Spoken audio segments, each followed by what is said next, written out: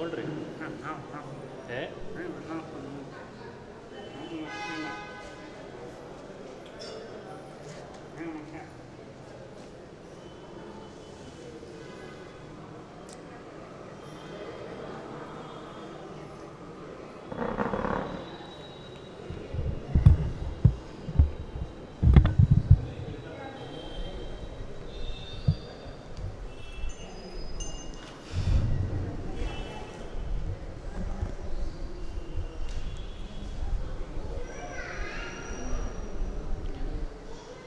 ಶ್ರೀಗುರುಭ್ಯೋ ನಮಃ.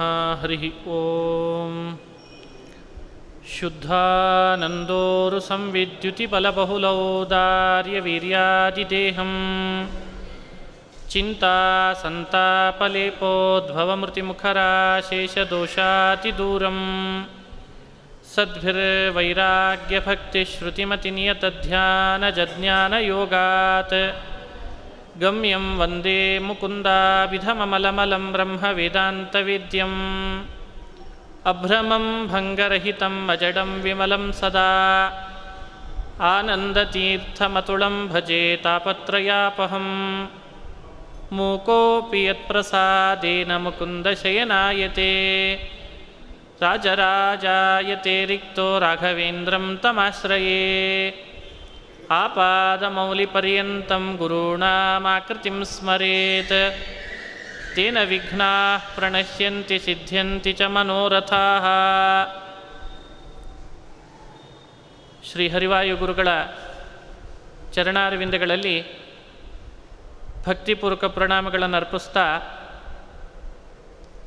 ನಿನ್ನೆ ಚಿಂತನೆ ಮಾಡ್ತಾ ಅರ್ಜುನನ ಅನೇಕ ಪ್ರಶ್ನೆಗಳಿಗೆ ಕೃಷ್ಣ ಕೊಡುವಂಥ ಉತ್ತರದ ಶೈಲಿ ನಮಗೆ ಅನ್ನಿಸ್ತದೆ ಹೀಗೆ ಉತ್ತರ ಕೊಟ್ಟಿದ್ರೆ ಚೆನ್ನಾಗಿರ್ತಿತ್ತೋ ಏನೋ ಅಂತ. ಆದರೆ ಕೃಷ್ಣ ಈ ಉತ್ತರವನ್ನು ಕೊಟ್ಟು ಇದನ್ನು ಬಿಟ್ಟು ಬೇರೆ ಈ ಸಮಯಕ್ಕೆ ಕೊಡಬಾರ್ದು ಉತ್ತರ ಅನ್ನೋ ಹಾಗೆ ನಮಗೆ ಅನುಸಂಧಾನ ಮಾಡಿಸ್ತಾನೆ. ಹತೋ ವಾ ಪ್ರಾಪ್ಸ್ಯಸಿ ಸ್ವರ್ಗಂ ಜಿತ್ವಾ ವಾ ಭೋಕ್ಷ್ಯಸೇ ಮಹೀಂ ತಸ್ಮಾದುತ್ತಿಷ್ಠ ಕೌಂತೆಯ ಯುದ್ಧಾಯ ಕೃತನಿಶ್ಚಯಃ. ಈ ಮಾತನ್ನು ನಿನ್ನೆ ನಾವು ಅನುಸಂಧಾನ ಮಾಡ್ತಾ ಇದಾದ ಮೇಲೆ ಒಂದು ಮಾತಾಡಿದ್ದ ಕೃಷ್ಣ, ಏನೇ ಆಗಲಿ ಯುದ್ಧ ಅನ್ನೋದು ಪಾಪ ಅನ್ನಿಸ್ತಾ ಇದೆ ನನಗೆ, ಅದಕ್ಕೆ ಮಾಡಲಾರೆ ನಾನು ಅಂತಂದಿದ್ದಂತೆ. ಇದು ನೆನಪಿರಬೇಕು. ಯುದ್ಧ ಪಾಪ ಅನ್ನಿಸ್ತಾ ಇದೆ ಮಾಡಲಾರೆ ಅಂತನ್ನೋದಕ್ಕೇನು ಉತ್ತರ ಕೊಡಬೇಕು? ನಿನ್ನೆ ದಿವಸ ಯುದ್ಧವೇ ಒಂದು ಧರ್ಮ, ಯುದ್ಧ ನಿನಗೆ ಸ್ವಧರ್ಮ ಅನ್ನಿಸ್ತದೋ, ಯಾವುದು ಸ್ವಧರ್ಮವೋ ಅದನ್ನು ಮಾಡಬೇಕಾದಾಗ ದೇಹ ನಡಗಬಾರ್ದು ಅಂತಂದ ಕೃಷ್ಣ. ಗೆಲ್ಲುವ ಸೋಲುವ ನಿಶ್ಚಯ ಇಲ್ಲ ಅನ್ನೋ ಮಾತಿಗೆ ಕೃಷ್ಣ ಗೆಲ್ಲುವ ಸೋಲುವ ವಿಚಾರವೇ ಜಾಸ್ತಿ ಮಾಡಲಿಕ್ಕೆ ಹೋಗಬೇಡ್ವೋ, ಸತ್ರು ಸ್ವರ್ಗ ಇದೆ, ಯಾಕೆ ಧರ್ಮ ಯುದ್ಧ ಮಾಡಿ ಹೋದ್ನಲ್ಲ ಅಂತ ಸ್ವರ್ಗ ಇದೆ, ಗೆದ್ದರೆ ಸ್ವರ್ಗವೂ ಇದೆ, ಇಹಲೋಕದಲ್ಲಿಯೂ ಕೂಡ ಭೂಮಿಯ ಲಾಭ ಇದೆ, ಹೀಗಾಗಿ ಅದ್ರ ಬಗ್ಗೆ ಹೆಚ್ಚು ವಿಚಾರ ಮಾಡಬೇಡ ಅಂತ. ಅಪಕೀರ್ತಿ ಬರ್ತದಲ್ಲ ಅಂದರೆ ಯುದ್ಧ ಮಾಡದೆ ಓಡಿ ಹೋದ್ನಲ್ಲ ಅನ್ನೋ ಅಪಕೀರ್ತಿ ಬರ್ತದಲ್ಲ, ಅದಕ್ಕೇನು ಮಾಡ್ತೀನಿ ಅಂತ ಈ ಥರ ಉತ್ತರ ಕೊಟ್ಟ. ಇದೆಲ್ಲ ನೀವು ಸೂಕ್ಷ್ಮವಾಗಿ ನೀವು ಅನಲೈಸಸ್ ಮಾಡಿರಿ, ಅವನ ಪ್ರಶ್ನೆಗೆ ಕೃಷ್ಣ ಯಾವ ರೀತಿ ಉತ್ತರ ಕೊಟ್ಟಿದ್ದಾನೆ ಇದನ್ನು ನಾವು ಚಿಂತನೆ ಮಾಡ್ತಾ ಇದ್ದೇವೆ. ಇವತ್ತು ಇನ್ನೊಂದು ಪ್ರಶ್ನೆಗೆ ಉತ್ತರ. ಪಾಪಮೇವಾಶ್ರಯೇದಸ್ಮಾನ್ ಹತ್ವೈತಾನ್ ಆತತಾಯಿನಃ ಅಂತ ಒಂದು ಮಾತು ಬಂದಿದೆ. ನಾನು ಯುದ್ಧ ಮಾಡಿ ಬಂಧುಗಳನ್ನು ಹತ್ಯೆ ಮಾಡಿಬಿಟ್ರೆ ಪಾಪ ಬರ್ತದೆ ನನಗೆ ಅಂತ ಮನಸ್ಸು ಹೇಳ್ತದೆ, ಹೀಗಾಗಿ ನಾನು ಯುದ್ಧ ಮಾಡಲಾರೆ. ಇದು ಅರ್ಜುನನ ಪ್ರಶ್ನೆ. ಇದಕ್ಕೆ ಉತ್ತರ ಕೊಡಲಿಕ್ಕೋಸ್ಕರ ಈ ಮಾತು ಬಂದಿದೆ. 38ನೇ ಪದ್ಯ. ಸುಖ ದುಃಖೇ ಸಮೇ ಕೃತ್ವಾ ಲಾಭಾಲಾಭೌ ಜಯಾಜಯೌ ತತೋ ಯುದ್ಧಾಯ ಯುಧ್ಯಸ್ವ ಯುಜ್ಯಸ್ವ ನೈವ ಪಾಪಮವಾಪ್ಸ್ಯಸಿ. ಈ ಮಾತಿನಲ್ಲಿ ನಾವು ಅನುಸಂಧಾನ ಮಾಡಬೇಕಾದದ್ದು, ಕೃಷ್ಣ ಯದ್ಯಪಿ ಇಲ್ಲಿ ಪಾಪ ಬರಲ್ಲ ನಿನಗೆ ಅಂತ ಹೇಳಬೇಕು, ಯಾಕೆ ಪಾಪ ಬರ್ತದಲ್ಲ ಅಂತ ಅರ್ಜುನನ ಪ್ರಶ್ನೆ, ಉತ್ತರ ಕೊಡಬೇಕಾದ್ರೆ ಇಷ್ಟೇ ಹೇಳಬೇಕು, ಪಾಪ ಬರಲ್ಲ ನಿನಗೆ, ಯುದ್ಧ ಮಾಡು. ನೈವ ಪಾಪಮವಾಪ್ಸ್ಯಸಿ, ಪಾಪ ಬರಲ್ಲ. ಇಷ್ಟು ಹೇಳಿದ ಮೇಲೂ ಮನಸ್ಸಿನಲ್ಲಿ ಮತ್ತೆ ಹುಟ್ಟುಕೊಳ್ತದೆ, ಯಾಕೆ ಬರಲ್ಲ?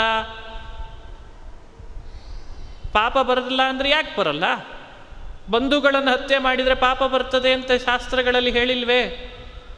ಹಾಗಾದರೆ ಹತ್ಯೆ ಮಾಡಿದರೆ ಪಾಪ ಬರಲ್ಲ ಅಂದರೆ ಯಾಕೆ ಬರಲ್ಲ ಅಂತ ಪ್ರಶ್ನೆ ಉಳ್ಕೊಳ್ತದೆ. ಅದಕ್ಕೋಸ್ಕರ ಕೃಷ್ಣ ಕಾರಣ ಕೊಡಬೇಕು. ಯದ್ಯಪಿ ಈ ಮಾತಿನಲ್ಲಿ ಇಲ್ಲೆಲ್ಲೂ ಕೂಡಲೇ ನಿಮಗೆ ಕಾರಣ ಸಿಗ್ತಾ ಇಲ್ಲ. ಆದರೆ ಕೃಷ್ಣ ಹೇಳಿದ ಹಿಂದೆ ಸ್ವಧರ್ಮವಪಿ ಚಾವೇಕ್ಷ್ಯ ನವಿಕಂಪಿತುಮರ್ಹಸಿ ಅಂತೇನು ಮಾತಿದೆ. ಯುದ್ಧವನ್ನು ಸ್ವಧರ್ಮ ಅಂತ ಹಿಂದೆನೇ ಕೃಷ್ಣ ಪರಮಾತ್ಮ ನಿರೂಪಣೆ ಮಾಡಿ ಆಗಿದೆ. ಆ ಮಾತಿನಂತೆ ಯುದ್ಧ ಅನ್ನೋದು ಸ್ವಧರ್ಮವಾಗ್ತದೆ. ಯಾವುದು ಸ್ವಧರ್ಮವೋ ಅದನ್ನು ಮಾಡಿದಾಗ ಪಾಪ ಬರಲಿಕ್ಕೆ ಅವಕಾಶ ಇಲ್ಲ. ಕಾರಣ ಸ್ವಧರ್ಮಕರಣ. ಅಧರ್ಮಕರಣ ಪಾಪಕ್ಕೆ ಕಾರಣ. ಸ್ವಧರ್ಮವನ್ನು ಪರಿತ್ಯಜಿಸೋದು ಪಾಪಕ್ಕೆ ಕಾರಣ. ಸ್ವಧರ್ಮ ಮಾಡೋದು ಎಲ್ಲಾದರೂ ಪಾಪಕ್ಕೆ ಕಾರಣ ಅಂತಿದೆನಾ ಹೇಳು? ಅಲ್ವಾ? ಮಾಡಬಾರ್ದದ್ದನ್ನು ಮಾಡಿದರೆ ಪಾಪ ಬರ್ತದೆ, ಮಾಡಲೇಬೇಕಾದದ್ದನ್ನು ಬಿಟ್ಟರೂ ಪಾಪ ಬರ್ತದೆ. ಮಾಡಲೇಬೇಕಾದದ್ದನ್ನು ಮಾಡಿದರೆ ಪಾಪ ಬರೋದು ಅಂತ ಎಲ್ಲಿದೆ ನೋಡಿ. ಗಮನಿಸಿ, ಈ ಮಾತನ್ನು ನೀವು ಅನುಸಂಧಾನಕ್ಕೆ ತಂದುಕೊಂಡ್ರೆ ನಿಮಗೆ ಸ್ಪಷ್ಟವಾಗಿ ಈ ಮಾತಿಗೆ ಉತ್ತರ ಸಿಗ್ತದೆ. ಅದಕ್ಕೆ ಕೃಷ್ಣ ತಥೋ ಯುದ್ಧಾಯ ಯುಜ್ಯಸ್ವ ನೈವ ಪಾಪಮವಾಪ್ಸ್ಯಸಿ. ನಾವಿದನ್ನು ಅನುಸಂಧಾನ ಮಾಡಬೇಕಾದ್ರೆ ಹೇಗೆ ಮಾಡಬೇಕು? ತಥೋ ಧರ್ಮಾಯ ಯುಜ್ಯಸ್ವ ನೈವ ಪಾಪಮವಾಪ್ಸ್ಯಸಿ. ನಮ್ಮ ತನಕ ಅನ್ವಯ ಮಾಡಿಕೊಳ್ಬೇಕು. ಬದುಕಿನೊಳಗೆ ನಾವು ಧರ್ಮಾಯ ಯುಜ್ಯಸ್ವ, ನಮ್ಮನ್ನು ನಾವು ಧರ್ಮದ ಕಡೆಯಲ್ಲಿ ಯೋಚನೆ ಮಾಡಬೇಕು. ಅದು ಬೇಕಾದಂಥದ್ದು ಸ್ವಧರ್ಮ ಇರಬಹುದು, ಅದರ ಬಗ್ಗೆ ಹೆಚ್ಚು ಚರ್ಚೆ ಮಾಡೋದು ಬೇಡ ಅಂತ ಹೇಳಿದ್ದೇನೆ. ನಮ್ಮ ಸ್ವಧರ್ಮ ಏನು ಅಂತ ನಮಗೆ ಗೊತ್ತಿದೆ. ನಾವು ಅದನ್ನು ಬಿಟ್ಟಾಗ ಪಾಪ ಬರ್ತದೆ ಹೊರತು ಅದರ ಕಡೆ ನಮ್ಮನ್ನು ಯೋಚಿಸಿಕೊಂಡಾಗ ಪಾಪ ಬರೋ ಪ್ರಶ್ನೆಯೇ ಇಲ್ಲ. ಹೀಗಾಗಿ ಯಾಕೆ ಈ ರೀತಿ ಪಾಪ ಬರ್ತದೆ ಅಂತಂತಿದ್ದಿ ಅಂತ ಕೃಷ್ಣ ಪರಮಾತ್ಮ ನೈವ ಪಾಪಮವಾಪ್ಸ್ಯಸಿ ಅನ್ನೋ ಮಾತಿನಿಂದ ಇಲ್ಲಿ ಉತ್ತರ ಕೊಟ್ಟಿದ್ದಾನೆ. ಎರಡನೇ ಅಂಶ, ಈಗ ಜಯಾಪಜಯಗಳು ಅನ್ನೋದು ನಮಗಂತೂ ಕೂಡಲೇ ತೀರ್ಮಾನ ಮಾಡಲಿಕ್ಕಾಗಲ್ಲ.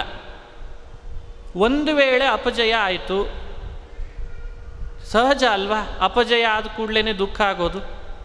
ಹಾಗೇನಾದರೂ ಆದರೆ ಒಂದು ವೇಳೆ ಅಪಜಯದಿಂದ ದುಃಖ ಆಗಿಬಿಡೋಣ, ಆ ದುಃಖದಿಂದ ಮತ್ತೆ ಒದ್ದಾಡೋಣ. ಯಾವಾಗಲೂ ಹಾಗೆ. ಲಾಭ ಆದರೆ ವ್ಯವಹಾರದಲ್ಲಿ ಕೈ ಹಾಕಿರ್ತೇವೆ, ಭಾರಿ ಖುಷಿ ಪಡ್ತಿರ್ತೇವೆ. ಲಾಭ ಆಯ್ತು ಲಾಭ ಆಯ್ತು. ಜಯ ಆದರೆ ಭಾರಿ ಖುಷಿ ಪಡ್ತಿರ್ತೀವಿ.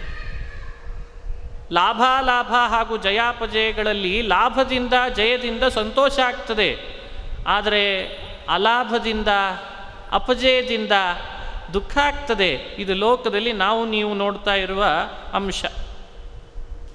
ಅರ್ಜುನನಿಗೆ ಕೃಷ್ಣ ಹೇಳ್ತಾನೆ, ನಾನು ತೋರಿಸ್ತಾ ಇರುವ, ನೀನು ಮಾಡಲೇಬೇಕು ಅಂತ ಒತ್ತಾಯ ಮಾಡ್ತಾ ಇರುವ ಯುದ್ಧ ಇದೆಯಲ್ಲ, ಇದ್ರ ಹಿನ್ನೆಲೆಯಲ್ಲಿ ನೀನು ಲಾಭ ಲಾಭ ಜಯಾಪಜಯಗಳನ್ನು ಯೋಚನೆ ಜಾಸ್ತಿ ಮಾಡಬೇಡ ಅಂತನ್ನಂತೆ ಕೃಷ್ಣ. ಅದು ಹೇಗೆ ಸಾಧ್ಯ, ಹೇಗೆ ಮಾಡಿಕೊಳ್ಬೇಕು ಅದನ್ನು? ಅದಕ್ಕೆ ಕೃಷ್ಣ ಹೇಳ್ದ, ಸುಖ ದುಃಖೇ ಸಮೇ ಕೃತ್ವ ಅಂತಂದ. ಸಾಧಾರಣವಾಗಿ ಕನ್ನಡದಲ್ಲಿ ಅಭಿಪ್ರಾಯ ಬರಿಬೇಕು ಈ ಪದಕ್ಕೆ. ಎಲ್ಲರೂ ಏನು ಬರೀತಾರೆ ಅಂದರೆ, ಸುಖವನ್ನು ದುಃಖವನ್ನು ಸಮನಾಗಿ ತಂದುಕೋ ಅಂತ ಬರೆದು ಬಿಡ್ತಾರೆ. ಮುಗಿದೋಯ್ತಲ್ಲಿ. ಬಹಳ ಕಠಿಣದ ವಿಷಯ. ಯಾಕಂದರೆ ಸುಖವನ್ನು ತಂದುಕೊಳ್ಳೋದು ಬಹಳ ಬೇಕು ಅಂತ ಅಪೇಕ್ಷೆ ಪಟ್ಟು ನಾವು ತಂದುಕೋತೇವೆ. ನಮಗೆ ದುಃಖ ತಂದುಕೋ ಅಂದ್ರೆ ಏನು ಹೇಳೋಣ ರೀ? ಅದಕ್ಕೊಂದು ಸರಿಯಾದ ವಿವರಣೆ ಬೇಡವೆ? ಅದಕ್ಕೆ ನಾವು ಅನುಸಂಧಾನ ಮಾಡಬೇಕು. ಇದೊಂದು ವಿಷಯ ಬಹಳ ಅದ್ಭುತ. ಯಾಕೆ ಮುಂದೆ ಸಾಕಷ್ಟು ಕಡೆ ಈ ಮಾತು ಬರ್ತದೆ ನಮಗೆ. ಆವಾಗೆಲ್ಲ ಇದನ್ನೇ ಮಾತನ್ನು ಅರ್ಥ ಮಾಡಿಕೊಳ್ಳೋ ಒಂದು ಟ್ರಿಕ್ಸನ್ನು ಹೇಳ್ಕೊಡ್ತಾರೆ. ಸುಖ ದುಃಖಗಳನ್ನು ನಮ್ಮ ಬದುಕಿನೊಳಗೆ ಸಮವಾಗಿ ಅಳವಡಿಸ್ಕೊಳ್ಬೇಕು. ಲಾಭ ಮತ್ತು ಆ ಅಲಾಭಗಳನ್ನು, ಜಯ ಅಪಜಯಗಳನ್ನು ಸಮವಾಗಿ ಅಳವಡಿಸ್ಕೊಳ್ಬೇಕು, ತಂದುಕೊಳ್ಬೇಕು. ಯುದ್ಧ ಮಾಡಬೇಕು, ಪಾಪದ ಪ್ರಸಂಗ ಇಲ್ಲ. ಅಂದರೆ ಅಭಿಪ್ರಾಯ ಏನು? ಗಮನಿಸ್ರಿ, ಸ್ವಧರ್ಮ ಅಂತ ಅನಿಸಿದ್ದನ್ನು ಮಾಡಲಿಕ್ಕೆ ಹೊರಟಾಗ, ಅದು ಕರ್ತವ್ಯ ಮಾಡಲಿಕ್ಕೆ ಹೊರಟಾಗ ಸುಖನೂ ಆಗ್ಬೋದು, ದುಃಖನೂ ಆಗ್ಬೋದು, ಜಯನೂ ಬರ್ಬೋದು, ಅಪಜಯನೂ ಬರ್ಬೋದು. ಆದರೆ ಅದು ಭಗವಂತನ ಪೂಜಾ ರೂಪವಾಗಿ ಮಾಡಬೇಕಾದದ್ದು. ಯಾವುದೇ ಆಗಲಿ ನಮ್ಮ ಕರ್ತವ್ಯವನ್ನು ನಾವು ನಿಭಾಯಿಸೋದಿದೆಯಲ್ಲ, ಅದು ದೇವರ ಪೂಜೆ ಅಂತ ಮಾಡೋದಂತ. ಯಾವುದು ದೇವರ ಪೂಜೆ ಅಂತ ಅನ್ನಿಸ್ತದೋ ಅದರ ಹಿನ್ನೆಲೆಯಲ್ಲಿ ಸುಖ ದುಃಖದ ಕಡೆಗೆ ಗಮನ ಜಾಸ್ತಿ ಹರಿಸಬಾರ್ದಂತ. ಯಾಕೆ? ಇದು ದೇವ ಪೂಜೆ, ಇದು ದೇವ ಪೂಜೆನಪ್ಪ. ಆ ದೈವದ ಮೇಲೆ ಅವ ಸ್ವತಂತ್ರ, ಅವ ನನ್ನ ಬಿಂಬ, ಎಲ್ಲ ವಿಷಯ ಹೇಳ್ತಾ ಬಂದಿದ್ದಾನೆ ಕೃಷ್ಣ. ಅವ ಸ್ವತಂತ್ರ, ಅವ ಮಾಡಿಸುವವ, ನಾನು ಅವನ ಅಧೀನ ಅಷ್ಟೇ. ಅವನ ಪೂಜೆ ಮಾಡಬೇಕಾದದ್ದು ನನ್ನ ಕರ್ತವ್ಯ. ಬೇರೆ ಬೇರೆಯವರಿಗೆ ಬೇರೆ ಬೇರೆ ರೀತಿ ಪೂಜೆಯನ್ನು ಹೇಳಿದ್ದಾನೆ, ನನಗೆ ಈ ಪೂಜೆ ಮಾಡಲಿಕ್ಕೆ ಹೇಳಿದ್ದಾನೆ. ಇದು ಯಾವಾಗ ಬರ್ತದೆ? ಇದು ಬರಬೇಕು. ಇದು ಬಂತು ಅಂತಾದಾಗ ತಾನಾಗೇನೆ ಏನಾಗ್ಲಿಕ್ಕೆ ಶುರು ಆಗ್ತದೆ? ಸುಖವೋ ದುಃಖವೋ ದೇವ್ರ ಪೂಜೆ ಮಾಡಬೇಕು, ಜಯವೋ ಅಪಜಯವೋ ದೇವ್ರ ಪೂಜೆ ಮಾಡಬೇಕು. ದೇವ್ರ ಪೂಜೆ ಅಂದರೆ ಸಾಕಷ್ಟು ಜನರಿಗೆ ಸ್ವಲ್ಪ ಯಾಕೋ ಮನಸ್ಸಿನಲ್ಲಿ ಅಯ್ಯಯ್ಯೋ ನಾವು ದಿನ ಬೆಳಗ್ಗೆ ಎದ್ದು ಸ್ನಾನ ಮಾಡಿ ಸಾಲಿಗ್ರಾಮಕ್ಕೆ ನೀರು ಹಾಕ್ಲಿಕ್ಕೆ ಆಗಲ್ಲಲ್ಲ, ಈ ಕೊರಗುಗಳು. ನಾನೊಂದು ಸತ್ಯ ಹೇಳಬೇಕು ನಿಮಗೆ. ಸಾಲಿಗ್ರಾಮಕ್ಕೆ ನೀರು ಹಾಕೋದು ಅನ್ನೋದು ಒಂದು ಚೌಕಟ್ಟಿನವರಿಗಿರುವ ವಿಷಯ. ಕೃಷ್ಣ ಹೇಳ್ತಾ ಇರೋದು ಬರೀ ಸಾಲಿಗ್ರಾಮದ ಬಗ್ಗೆ ಅಲ್ಲ, ನಾವು ನೀವು ಮಾಡುವ ಪ್ರತಿಮಾ ಪೂಜೆಯ ಬಗ್ಗೆ ಅಷ್ಟೇ. ಕೃಷ್ಣ ಅಷ್ಟು ಸಂಕುಚಿತವಾದ ಮಾತನ್ನು ಕೃಷ್ಣ ಆಡಿಲ್ಲ. ಶ್ರೀಕೃಷ್ಣ ವಿಶ್ವಮಟ್ಟಕ್ಕೆ ಹೇಳ್ತಿದ್ದಾನ್ರಿ. ವೈದ್ಯನು ದೇವ್ರ ಪೂಜೆ ಮಾಡಲಿ, ವಕೀಲರು ಮಾಡಲಿ, ರೈತ ದೇವ್ರ ಪೂಜೆ ಮಾಡಲಿ. ಅಂದರೆ ಕೃಷ್ಣನ ದೃಷ್ಟಿಯಲ್ಲಿ ದೇವರ ಪೂಜೆ ಯಾವುದು ಅಂದರೆ ಅವರವರು ಮಾಡಲೇಬೇಕಾದಂಥ ಏನು ಕರ್ತವ್ಯ ಇದೆ ಅದೇ ಕೃಷ್ಣನ ದೃಷ್ಟಿಯಲ್ಲಿ ದೇವರ ಪೂಜೆ. ಇದು ಸರಿಯಾಗಿ ಅನುಸಂಧಾನ ಮಾಡಬೇಕು. ಇವತ್ತು ನಾವು ಬದುಕಿನಲ್ಲಿ ನಮಗೆ ಅಂತ ನಮ್ಮ ಹಿಂದೆ ನಮ್ಮ ನೆರಳಿನಂತೆ ಬಂದಂತಹ ಏನು ಕರ್ತವ್ಯ ಇದೆ ಅದನ್ನು ಆಚರಣೆ ಮಾಡೋದೇ ಭಗವಂತನ ದೃಷ್ಟಿಯಲ್ಲಿ ಸ್ವಧರ್ಮ, ಭಗವಂತನ ದೃಷ್ಟಿಯಲ್ಲಿ ದೇವರ ಪೂಜೆ. ಯಾವುದು ಪೂಜೆ ಅಂತ ಆಗ್ತದೋ ಆ ಪೂಜೆ ಅಂತನ್ನೋ ಭಾವದಲ್ಲಿ ಮಾಡಲಿಕ್ಕೆ ಹೊರಟಾಗ ಅದು ಜಯ ಬಂತೋ ಅಪಜಯ ಬಂತೋ ನಾನಂತೂ ಪೂಜೆ ಮಾಡಿದೆ ಅಂತ ಸ್ಯಾಟಿಸ್ಫ್ಯಾಕ್ಷನ್ ಇರ್ತದೋ ಇಲ್ಲ. ಆಪರೇಷನ್ ಮಾಡೋದು ವೈದ್ಯನಿಗೆ ಕರ್ತವ್ಯತ್ವೇನ ಮಾಡಿದ ಮೇಲೂ ಇವತ್ತು ಸಾಕಷ್ಟು ಜನ ಆಸ್ತಿಕ ವೈದ್ಯರ ಬಾಯಲ್ಲಿ ಕೇಳ್ರಿ, ನೀವು ಮಾಡಿದ್ರಿಂದ ಬದುಕ್ತಾರಾ? ಆಸ್ತಿಕ ವೈದ್ಯರ ಬಗ್ಗೆ ಹೇಳ್ತಿದ್ದೇನೆ, ನಾಸ್ತಿಕರ ಬಗ್ಗೆ ಅಲ್ಲ ನಾನು ಮಾತನಾಡ್ತಾ ಇರೋದು. ಅವ ಕೂಡಲೇ ಅವನ ಬಾಯಲ್ಲಿ ಬರೋದು ಏನು ಅಂದರೆ ನಮ್ಮ ಕರ್ತವ್ಯ ನಾವು ಮಾಡ್ತೇವೆ, ಮುಂದಿಂದೆಲ್ಲ ದೇವರಿಗೆ ಬಿಟ್ಟದ್ದು. ಹೇಳ್ತಾರೋ ಇಲ್ಲ? ಯಾರು ತಾನೇ ಇವತ್ತು ಬದುಕಿಸ್ತೇನೆ 100% ಬದುಕಿಸ್ತೇನೆ ಅಂದರೆ ಏನರ್ಥ? ಯಾರೂ ಹೇಳಲಿಕ್ಕೆ ಸಾಧ್ಯ ಇಲ್ಲ ಈ ಮಾತನ್ನು. ಯಾರು ಹೇಳ್ತಾರೆ ಈ ಮಾತನ್ನು? ಅವ ಹೇಳೋದು ಅದನ್ನೇ ಕೃಷ್ಣ ಪರಮಾತ್ಮ ಬದುಕಿನಲ್ಲಿ ರೂಢಿಸ್ಕೊಳ್ರಿ ಅಂತ ಹೇಳಿದ. ಒಂದು ಅಂಶ. ಇನ್ನೊಂದು ಅಂಶವನ್ನು ನಿಮ್ಮ ಜೊತೆಗೆ ಚಿಂತನೆ ಮಾಡಲಿಕ್ಕಿದೆ. ಈ ಸುಖ ದುಃಖಗಳನ್ನು ಸಮ ತಂದುಕೊಳ್ಳೋದು ಅಂದರೆ ಅಭಿಪ್ರಾಯ ಏನು? ಅದಕ್ಕೆ ಹೀಗೆ ವ್ಯಾಖ್ಯಾನ ಮಾಡ್ತಾರೆ. ಸುಖ ಏನಿವತ್ತು ನಮಗೆ ಅನುಭವಕ್ಕೆ ಬರ್ತಾ ಇದೆ ಅದು ಕೂಡ ವೈಷಯಿಕವಾದದ್ದೇ. ಗಮನಿಸ್ರಿ ನೀವು, ಯಾವುದೇ ಇವತ್ತು ಸುಖ ನಾವು ಅನುಭವಿಸ್ತಿದ್ದೇವೆ ಅಂದರೆ ಅದು ಯಾವ ಸುಖ?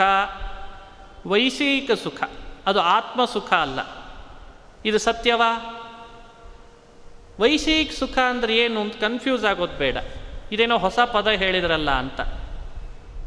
ನೋಟದಿಂದ ಸುಖವಾಗ್ತದೆ, ಕೇಳೋಣದರಿಂದ ಸುಖವಾಗ್ತದೆ, ಮೂಗಿನಿಂದ ಗಂಧವನ್ನು ಮೂಸೋದರಿಂದ ಸುಖವಾಗ್ತದೆ, ಬಾಯಿಯಿಂದ ಆಹಾರ ತಿನ್ನೋದರಿಂದ ಮುಟ್ಟೋದರಿಂದ ಸುಖಗಳಾಗ್ತವೆ.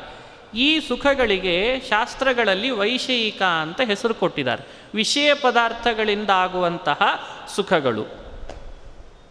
ಗಮನಿಸ್ರಿ, ಸುಖಗಳೆಲ್ಲ ವೈಷಯಿಕ ಅಂದಮೇಲೆ ಇನ್ನೊಂದು ಅನುಸಂಧಾನಕ್ಕೆ ಬರಬೇಕು ನಿಮಗೆ. ದುಃಖವೂ ವೈಷಯಿಕವೇ ಇದೆ. ದುಃಖವೂ ವೈಷಯಿಕ. ಯಾವುದೋ ನೋಡಬಾರದ ಘಟನೆ ಕಣ್ಣಿಗೆ ಕಂಡು ಬಿಡ್ತು ಅಂದರೆ ದುಃಖ ಆಗ್ತದೆ, ಕಿವಿ ಕೇಳ್ತು ಅಂದರೆ ದುಃಖವಾಗ್ತದೆ. ಹಾಗಾದರೆ ಯಾವ ಸುಖ ಅನುಭವಿಸ್ತಿದ್ದೇವೆ? ವೈಷಯಿಕ. ಯಾವ ದುಃಖ ಅನುಭವಕ್ಕೆ ಬರ್ತಾ ಇದೆ? ವೈಷಯಿಕ. ಸುಖವೂ ವೈಷಯಿಕ, ದುಃಖವೂ ವೈಷಯಿಕ. ಇದನ್ನು ಅನುಸಂಧಾನ ಮಾಡಿ ಆತ್ಮ ಸುಖ ಅಂತೂ ಇದಲ್ಲ ಅನ್ನೋದು ಖಾತ್ರಿ ಮಾಡಿಕೊಂಡಿದ್ದೇವೆ, ಅನುಭವಕ್ಕೆ ಬರ್ತಾ ಇದೆ. ಬಟ್ ಇದು ಆತ್ಮ ಸುಖ ಅಲ್ಲ ಅಂತ ಎಲ್ರಿಗೂ ಗೊತ್ತಾಗ್ತಾ ಇದೆ. ಇದು ಶಾಶ್ವತ ಸುಖ ಅಲ್ಲ, ಯಾವುದೇ ಆಗಲಿ ಇವತ್ತು. ಇದು ಅನುಭವಕ್ಕೆ ಬರ್ತಾ ಇದೆಯೋ ಇಲ್ಲೋ? ಇದನ್ನು ಅನುಭವಿಸುವಾಗ ಇದರ ಮೇಲಿನ ಸ್ಟೇಜಿಗೆ ಹೇಳ್ತೇನೆ, ಗಮನಿಸ್ರಿ. ಇಂಥ ವೈಷಯಿಕ ಸುಖದ ಅನುಭವ ನಮಗಾಗುವಾಗ ನಾವು ಆದರದಿಂದ ಬರಮಾಡ್ಕೊಳ್ತೇವೆ. ಬರಲಿ ಬರಲಿ ಬರಲಿ ಬರಲಿ ಬರಲಿ ಅಂತ ವೈಷಯಿಕ ಸುಖವನ್ನು ಆದರದಿಂದ ಬರಮಾಡ್ಕೊಳ್ತೇವೆ. ಆತ್ಮಸುಖ ಅಲ್ಲ ಅಂತ ಗೊತ್ತಿದೆ ಮತ್ತು ನೋಡಿದರೆ ಆದರೂ ಆದರದಿಂದ ಬರಮಾಡ್ಕೊಳ್ತೇವೆ. ಗಮನಿಸ್ರಿ, ಹೇಗೆ ವೈಷಯಿಕ ಸುಖವನ್ನು ಆದರದಿಂದ ಬರಮಾಡ್ಕೊಳ್ತೇವೋ ಬಂದಾಗ ಒದಗಲಿ ಅಂತ, ಹಾಗೇನೇ ವೈಷಯಿಕ ದುಃಖವನ್ನು ಕೂಡ ಆದರದಿಂದ ಬರಮಾಡ್ಕೋ ಅಂತ ಕೃಷ್ಣ ಹೇಳ್ತಾನೆ. ಕರ್ತವ್ಯವನ್ನು ನೀನು ನಿಭಾಯಿಸ್ಲಿಕ್ಕೆ ಹೊರಟಾಗ ತಾತ್ಕಾಲಿಕವಾಗಿ ಆಗೋ ವೈಷಯಿಕ ಸುಖವನ್ನು ಮಾತ್ರ ಬರಲಿ ಬರಲಿ ಬರಲಿ ಅಂತ ಅನುಭವಿಸ್ತೀಯ ಅಂದಮೇಲೆ, ಕರ್ತವ್ಯ ನಿಭಾಯಿಸ್ಲಿಕ್ಕೆ ಹೊರಟಾಗ ತಾತ್ಕಾಲಿಕವಾಗಿ ಆಗುವಂತಹ ಅಪಜಯವೋ ಅಲಾಭವೋ ಅದರಿಂದ ಉಂಟಾಗುವ ದುಃಖವನ್ನು ಕೂಡ ನೀನು ಬರಮಾಡ್ಕೋ. ಇದು ಕರ್ತವ್ಯ ನಿಭಾಯಿಸಬೇಕಾದ್ರೆ ಇರಬೇಕಾದದ್ದು ಅಂತ ಕೃಷ್ಣ ಪರಮಾತ್ಮ. ಶ್ರೀಕೃಷ್ಣ ಎಲ್ಲಿಯೂ ಕೂಡ ಸುಖವನ್ನು ಮಾತ್ರ ಅನುಭವಿಸಿ ಭೂಮಿಯಲ್ಲಿರು ಅಂತ ಹೇಳಲಿಲ್ಲ. ಅಂಥೇಳಿ ಸದಾ ದುಃಖದ ಕೂಪದಲ್ಲೇ ಬಿದ್ದಿರು ಅಂತ ಹೇಳಲಿಲ್ಲ. ಇದು ಭೂಮಿಯಲ್ಲಿ ಬಂದ ನಾವು ನೀವು ಶ್ರೀಕೃಷ್ಣನ ದೃಷ್ಟಿಯಲ್ಲಿ ಕರ್ತವ್ಯ ನಿಭಾಯಿಸಬೇಕು ಅನ್ನೋದೇ ಪರಮಾತ್ಮನ ಉದ್ದೇಶ. ಆ ನಿಭಾಯಿಸುವಾಗ ಸುಖ ಬಂದರೆ ಅದನ್ನೂ ತಗೋ, ದುಃಖ ಬಂದರೆ ಇದನ್ನೂ ತಗೋ, ಎರಡನ್ನೂ ಅನುಭವಿಸ್ತಾ ಕರ್ತವ್ಯ ನಿಭಾಯಿಸಿಬಿಡು, ನನ್ನ ಮನೆ ಬಾಗಿಲು ನಿನಗೆ ಮೊದಲೇ ತೆಗೆದಿಟ್ಟಿರ್ತೇನೆ ಅಂತಂತಾನೆ ಕೃಷ್ಣ. ಇದೇ ಭಗವದ್ಗೀತೆ ಎಸೆನ್ಸ್. ಸಾಕಷ್ಟು ಜನ ಇವತ್ತೇನು ಮಾಡ್ತಾರೆ, ಆ ದುಃಖವನ್ನು ಅನುಭವಿಸಬಾರ್ದು ಅಂತ ಅದರ ಮೇಲೆ ಹತ್ತಿಕ್ಲಿಕ್ಕೆ ಹೋಗ್ತಾರೆ. ಯೋಚನೆ ಜಾಸ್ತಿ ಅದರ ಕಡೆಗೆ ಆಗಲಿಕ್ಕೆ ಶುರು ಆಗ್ತದೆ. ಅರೇ ಈ ಕರ್ತವ್ಯ ನಾನು ನಿಭಾಯಿಸಿಬಿಟ್ರೆ ಆ ದುಃಖ ಬಂದುಬಿಡ್ತದಲ್ಲ, ಆ ದುಃಖ ಬರಬಾರ್ದು, ಈ ಕರ್ತವ್ಯ ಮಾಡಬೇಕೋ ಬೇಡವೋ ಅಂತ ಚರ್ಚೆ ಮಾಡಿ ಕರ್ತವ್ಯ ಬಿಟ್ಬಿಡೋಣ, ದುಃಖ ಬರದೇ ಇದ್ರೆ ಸಾಕು ಅಂತ ಶುರು ಮಾಡಿಬಿಡ್ತಾರೆ. ಈ ಯೋಚನೆ ಬೇಡ ಅಂತಾನೆ ಕೃಷ್ಣ. ಈ ಥರದ ಯೋಚನೆ ಸರಿಯಲ್ಲ. ಮತ್ತು ಹಾಗಾದ್ರೆ ಏನು?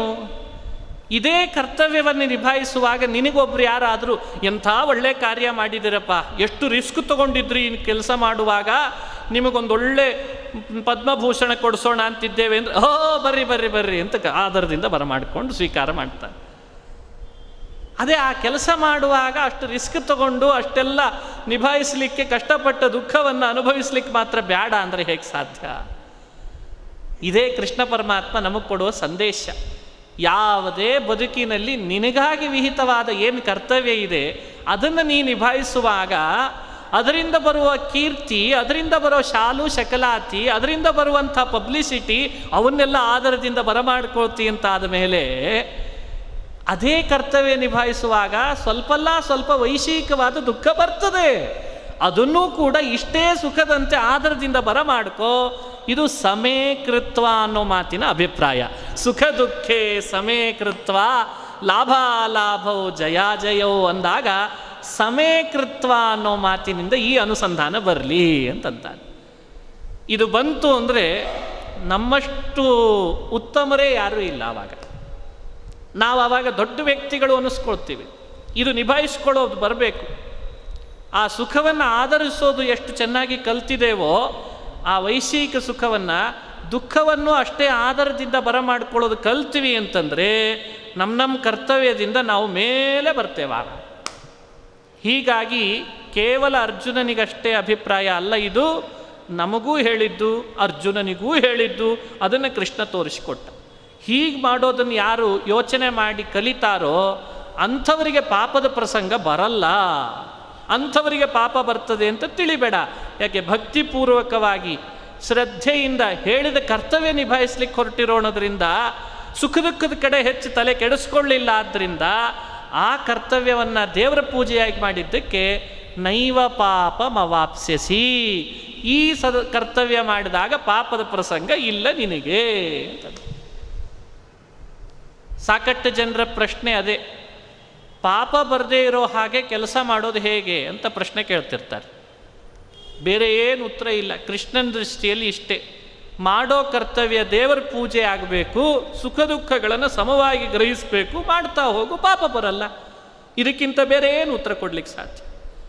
ಹೀಗೆ ಕೃಷ್ಣ ಪರಮಾತ್ಮ ನಮಗೆಲ್ಲ ಕರ್ತವ್ಯದಲ್ಲಿ ಶ್ರದ್ಧೆ ಮೂಡಿಸ್ಬೇಕು ಅಂತ, ಬರಲ್ಲ ಪಾಪ ಬರಲ್ಲ, ನೀನು ಹೆದರ್ಲಿಕ್ಕೆ ಹೋಗಬೇಡ ಅಂತ ಆ ರೀತಿ ಕೃಷ್ಣ ನಮಗೆ ಅನುಸಂಧಾನ ಮಾಡಿಸ್ತಾ ಇದ್ದಾನೆ.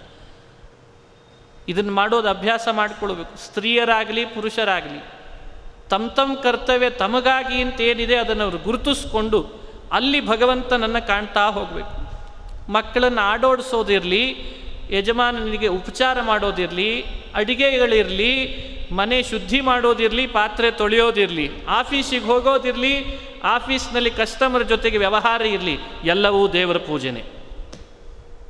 ಅದು ನಮಗೆ ವಿಧಾನ ಮಾಡಿದ ದೇವರ ಪೂಜೆ, ಅದು ನಮಗೆ ಹೇಳಿದ ಪರಮಾತ್ಮನ ಪೂಜೆ. ನಾವು ಅಲ್ಲೇ ದೇವರನ್ನು ಕಾಣಬೇಕು.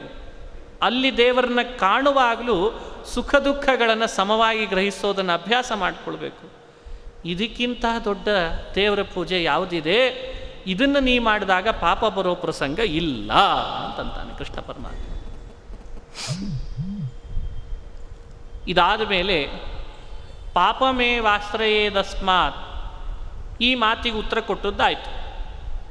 ಇದಾದ ಮೇಲೆ ಕೃಷ್ಣ ಪರಮಾತ್ಮ ಹಿಂದೆ ತಿಳಿಸಿದ, ಹಿಂದೆ ಜೀವನಿತ್ಯ, ದೇಹ ಅನಿತ್ಯ ಈ ವಿಷಯಗಳನ್ನೆಲ್ಲ ಹಿಂದೆ ಪ್ರಸ್ತಾಪಪಡಿಸಿದ. ಇನ್ನು ಮುಂದೆ ಒಂದು ವಿಷಯ ಪ್ರಸ್ತಾಪ ಮಾಡ್ತಾನೆ. ಏನದು ಅಂದರೆ, ಹಿಂದೆ ತತ್ವಜ್ಞಾನವನ್ನು ನಮಗೆ ಅನುಸಂಧಾನ ಮಾಡಿಸಿದ. ಇನ್ನು ಮುಂದೆ ಏನು ಮಾಡ್ತಾನೆ ಅಂದರೆ, ಈ ತತ್ವಜ್ಞಾನಕ್ಕೆ ಬೇಕಾದಂಥ ಸಾಧನವನ್ನು ನಿರೂಪಣೆ ಮಾಡ್ತಾನೆ. ಹಿಂದೆ ಹೇಳಿದಂಥ ಭಗವಂತನ ವಿಷಯಗಳಿವೆ ಅಲ್ಲ, ಜೀವಾತ್ಮ ಪರಮಾತ್ಮ ಅವರಿಬ್ಬರಿಗಿರುವಂಥ ನಂಟಸ್ತಿಕೆ, ಆ ವಿಷಯಗಳೆಲ್ಲ ಅಷ್ಟು ಸುಲಭವಾಗಿ ನಮಗೆ ನಿಮಗೆ ಬರೋದಲ್ಲ.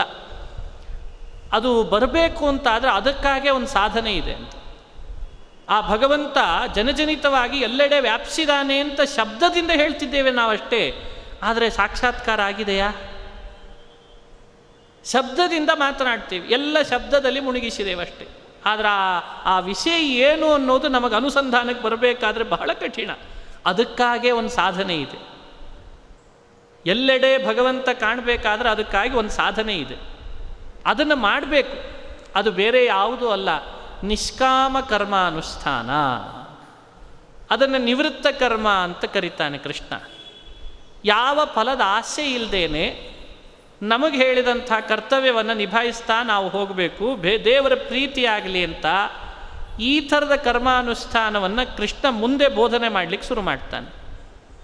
ಆ ನಿಷ್ಕಾಮ ಕರ್ಮಯೋಗ, ಅದಕ್ಕೆ ಹೆಸರು ಕರ್ಮಯೋಗ ಅಂತ. ನಿಮಗೆ ಆಶ್ಚರ್ಯ ಆಗ್ತದೆ, ಭಗವದ್ಗೀತೆಯಲ್ಲಿ ಅಲ್ಲಲ್ಲಿ ಸಾಧಾರಣ ಅಧ್ಯಾಯ ಮುಗಿದ ಕೂಡಲೇ ಕರ್ಮಯೋಗ ಮುಗೀತು ಅಂತಂತಾರೆ. ಸಾಕಷ್ಟು ಜನರಿಗೆ ಆ ಕರ್ಮದ ವಿವರಣೆ ಕೊಡಲಿಕ್ಕೆ ಕಠಿಣ ಆಗಿದೆ ಇವತ್ತು. ಆದರೆ ಇದು ಸ್ಪಷ್ಟವಾಗಿ ಕೃಷ್ಣ ಕೊಟ್ಟಿದ್ದಾನೆ. ಅದನ್ನು ಅರ್ಥೈಸ್ಕೊಳ್ಳಿಕ್ಕೆ ಆಗಲಿಲ್ಲ ಬಹಳ ಜನರಿಗೆ. ತಲೆ ಕೆಟ್ಟೋಯ್ತು, ಗೊಂದಲ ಆಗಿಬಿಡ್ತು ಮಾತುಗಳನ್ನು ನೋಡಿ. ಆದರೆ ಅದು ನಿಷ್ಕಾಮ ಕರ್ಮಯೋಗ, ಬರೀ ಕರ್ಮಯೋಗ ಅಂತಂದ ಕೃಷ್ಣ. ಯಾಕೆ ಅಂದರೆ ಫಲದ ಆಸೆ ಬಿಟ್ಟ ಕರ್ಮವೇ ಕರ್ಮ ಅಂತೆ. ಕೃಷ್ಣನ ದೃಷ್ಟಿಯಲ್ಲಿ ಕರ್ಮ ಅಂದರೆ ಯಾವುದು?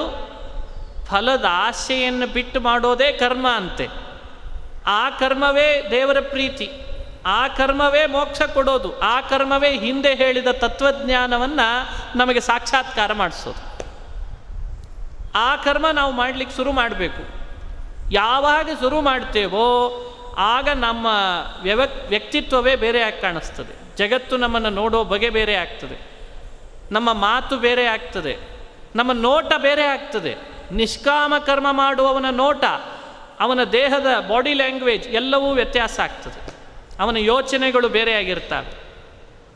ಅದನ್ನು ಕೃಷ್ಣ ನಿರೂಪಣೆ ಮಾಡಬೇಕಾಗಿದೆ. ಅದಕ್ಕೇನಂತ ಕರೀತಾರೆ?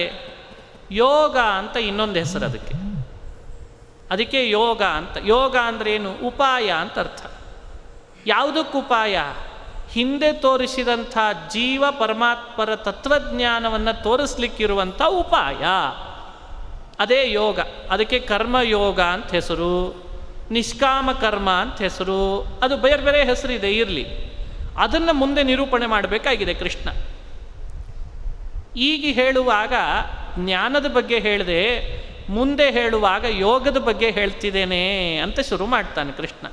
ಹೇಳುವಾಗ ಏನು ಮಾಡಿಬಿಟ್ಟ, ಇಷ್ಟೊತ್ತು ತನಕ ನಿನಗೆ ಜ್ಞಾನದ ಬಗ್ಗೆ ಹೇಳಿದೆ ಅಂತ ಹೇಳಬೇಕಾಗಿತ್ತು. ಜ್ಞಾನ ಅನ್ನೋ ಶಬ್ದ ಆಡಲಿಲ್ಲ, ಮತ್ತೊಂದು ಹೊಸ ಶಬ್ದ ಹೇಳಬೇಕು. ನೋಡಿ ಹೇಳ್ತಾನೆ, ಏಷಾ ತೇ ವಿಹಿತಾ ಸಾಂಖ್ಯೆ ಬುದ್ಧಿರ್ಯೋಗೇ ತ್ವಿಮಾಂ ಶೃಣು ಬುದ್ಧ್ಯಾ ಯುಕ್ತೋ ಯಯಾ ಪಾರ್ಥ ಕರ್ಮಬಂಧಂ ಪ್ರಹಾಸ್ಯಸಿ ಏಷಾ ತೇ ಅಭಿಹಿತಾ ಸಾಂಖ್ಯೆ. ಸಾಂಖ್ಯದ ಬಗ್ಗೆ ನಿನಗೆ ಇದುವರೆಗೂ ವಿವರಣೆ ಕೊಟ್ಟಿದ್ದೇನೆ, ಇನ್ನು ಮುಂದೆ ನಿನಗೆ ಯೋಗದ ಬಗ್ಗೆ ಕೊಡ್ತೇನೆ ಅಂತಂತಾನೆ. ಭಾಳ ಜನ ಏನು ಮಾಡಿದರು, ಸಾಂಖ್ಯ ಅನ್ನೋ ಪದದ ಮೇಲೆ ಹೆಚ್ಚು ಸ್ಟ್ರೆಸ್ ಕೊಟ್ಟರು. ಕೃಷ್ಣ ಇಷ್ಟೊತ್ತು ತನಕ ಹೇಳಿದ್ದೇನು ಅಂತ ನೋಡಿ ಸಾಂಖ್ಯ. ಸಾಕಷ್ಟು ಜನರಿಗೆ ತಲೆ ಕೆಡ್ತಿ. ಏನು ಅಂದರೆ ಸಾಂಖ್ಯ ಶಬ್ದ ಏನು ಅರ್ಥ ಕೊಡ್ತದೆ? ನ್ಯೂಮರಾಲಜಿ ಅಂದರೆ ಸಂಖ್ಯಾಶಾಸ್ತ್ರ. ಓ, ಕೃಷ್ಣ ಇಷ್ಟೊತ್ತು ತನಕ ಸಂಖ್ಯಾಶಾಸ್ತ್ರದ ವಿವರಣೆ ಕೊಟ್ಟ, ಏನು ಹೇಳಬೇಕು, ಇನ್ನು ಮುಂದೆ ಪ್ರಾಣಾಯಾಮದ ವಿವರಣೆ ಕೊಡ್ತಾನೆ ಅಂತ. ಯಾಕಂದರೆ ಯೋಗ ಅನ್ನೋ ಶಬ್ದ ಇವತ್ತು ಸಾಕಷ್ಟು ಕಡೆ ಎಲ್ಲಿ ಕನ್ವರ್ಟ್ ಆಗಿಬಿಟ್ಟಿದೆ. ನಾಳೆ 21ನೇ ತಾರೀಕು ಶುರು ಆಗ್ತದೇನೋ ಬಹುಶಃ. ಯೋಗ ಅಂದರೆ ಅದೊಂದು ಹೀಗೆ ತಲೆ ಎತ್ತು, ಕೈ ಎತ್ತು, ಕಾಲು ಎತ್ತು, ಬುರುಡೆ ಎತ್ತು, ಇದೇ ಜಾಸ್ತಿ ಆಗಿಬಿಡ್ತದೆ. ಯಾಕೆ ಯೋಗ ಅಂದರೆ ತಲೆ ಒಳಗೆ ಅದೊಂದು ಬಂದುಬಿಟ್ಟಿದೆ ಇತ್ತೀಚೆಗೆ. ತಪ್ಪಲ್ಲ, ಅದು ಯೋಗವೇ. ಯೋಗ ಅಲ್ಲ ಅಂತ ಹೇಳಲಿಕ್ಕೆ ಹೊರಡಲಿಲ್ಲ. ಶ್ರೀಕೃಷ್ಣ ಯಾವುದನ್ನು ಯೋಗ ಅಂತ ಕರೆದ, ಅದನ್ನು ಅರ್ಥೈಸ್ಕೊಳ್ಳೋನೇನು ಮಾಡಿದ ಅಂದರೆ ಅವನ ತಲೆ ಒಳಗಿದ್ದ ಯೋಗವೇ ಇದು ಯೋಗ ಅಂತ ಇಲ್ಲಿ ಭ್ರಮಿಸಿಬಿಟ್ಟ. ಹೀಗಾಗಿ ಭಗವದ್ಗೀತೆಯ ಪದ್ಯಗಳನ್ನು ತಮಗೆ ಬೇಕಾದ ರೀತಿಯಲ್ಲಿ ರೆಫರೆನ್ಸ್ ಕೊಡ್ತಿರ್ತಾರೆ. ಯೋಗದವರು ಇದನ್ನೇ ಎಳೆದು ಕೊಡ್ತಾರೆ ಮತ್ತೆ ನೋಡಿದ್ರ, ಕೃಷ್ಣನು ಯೋಗಕ್ಕೆ ಮಹತ್ವ ಕೊಟ್ಟಿದ್ದಾನೆ. ಅವ ಯಾವ ಯೋಗ ಅಂದ, ಇವ್ರು ಯಾವ ಯೋಗ ಅಂದರು. ಇದು ದೊಡ್ಡ ಸಮಸ್ಯೆ. ಕೃಷ್ಣ ಹೇಳ್ತಿರೋ ಆ ನಿಷ್ಕಾಮ ಕರ್ಮ ರೂಪವಾದ ಯೋಗವೇ ಬೇರೆ. ಬರೀ ದೈಹಿಕವಾಗಿ ಪ್ರಾಣಾಯಾಮಾದಿಗಳನ್ನು ಮಾಡುವಂಥ ಯೋಗವನ್ನು ಹೇಳಲಿಕ್ಕೆ ಯುದ್ಧದ ರಣಾಂಗವನ್ನು ಯಾಕ್ರಿ ಉಪಯೋಗಿಸ್ಬೇಕು? ಕೃಷ್ಣ ಪರಮಾತ್ಮ ಅದೆಲ್ಲ ಅರ್ಜುನ ಕಲ್ತೇ ಬಂದಿದ್ದ. ಗುರುಕುಲದಲ್ಲಿದ್ದಾಗ ಆ ಯೋಗಶಾಸ್ತ್ರದ ಶಿಕ್ಷಣ ಅವನಿಗಾಗಿತ್ತು. ಹೀಗಾಗಿ ಅದನ್ನು ಹೇಳ್ತಿದ್ದಾನೆ ಅಂತ ಇಲ್ಲಿ ಇಂಟರ್ಪ್ರಿಟೇಟ್ ಮಾಡಿಬಿಟ್ರೆ ಅದು ಭಗವದ್ಗೀತೆಗೆ ಮಾಡುವಂಥ ಒಂದು ಅರ್ಥದಲ್ಲಿ ಅಪಚಾರವಲ್ವೇ? ಹಿಂದೆ ಹೇಳಿದ್ದು ಪರಮಾತ್ಮನ ತತ್ವಜ್ಞಾನವನ್ನು. ಅವನು ಅಣು ಇದ್ದಾನೆ, ಇವ ವ್ಯಾಪಿಸಿದ್ದಾನೆ, ಅವ ಬಿಂಬನಿದ್ದಾನೆ, ಇವ ಪ್ರತಿಬಿಂಬನಿದ್ದಾನೆ, ಅವನದೇ ಕರ್ತೃತ್ವ, ಇವಂದೇನಿಲ್ಲ. ಈ ತತ್ವವನ್ನು ಜಗತ್ತಿಗೆ ಪರಿಚಯಿಸಿ ದೃಢಪಡಿಸಿ ಸಾಕ್ಷಾತ್ಕಾರ ಇದ್ರ ಬಗ್ಗೆ ಆಗಲಿ ಅಂತ ಕೃಷ್ಣ ಅದನ್ನು ನಿರೂಪಣೆ ಮಾಡಿ ಅದಕ್ಕೇನು ಉಪಾಯ ಅಂತ ಹೇಳಲಿಕ್ಕೆ ಮುಂದಿನ ಮಾತು. ಆ ಉಪಾಯ ಅನ್ನೋ ಅರ್ಥದಲ್ಲಿರೋ ಯೋಗ ಶಬ್ದವನ್ನು ಶ್ರೀಕೃಷ್ಣ ಬಳಸಿದರೆ, ತತ್ವಜ್ಞಾನೋಪಾಯದ ಬಗ್ಗೆ ಮುಂದೆ ಹೇಳ್ತೇನೆ ಅಂತ, ಯೋಗ ಹೇಳ್ತೇನೆ ಅಂತ ಬಳಸಿದರೆ ಇವರು ಅದನ್ನು ಬೇರೆ ಕಡೆನೇ ತಿರುಗಿಸ್ಬಿಟ್ರು.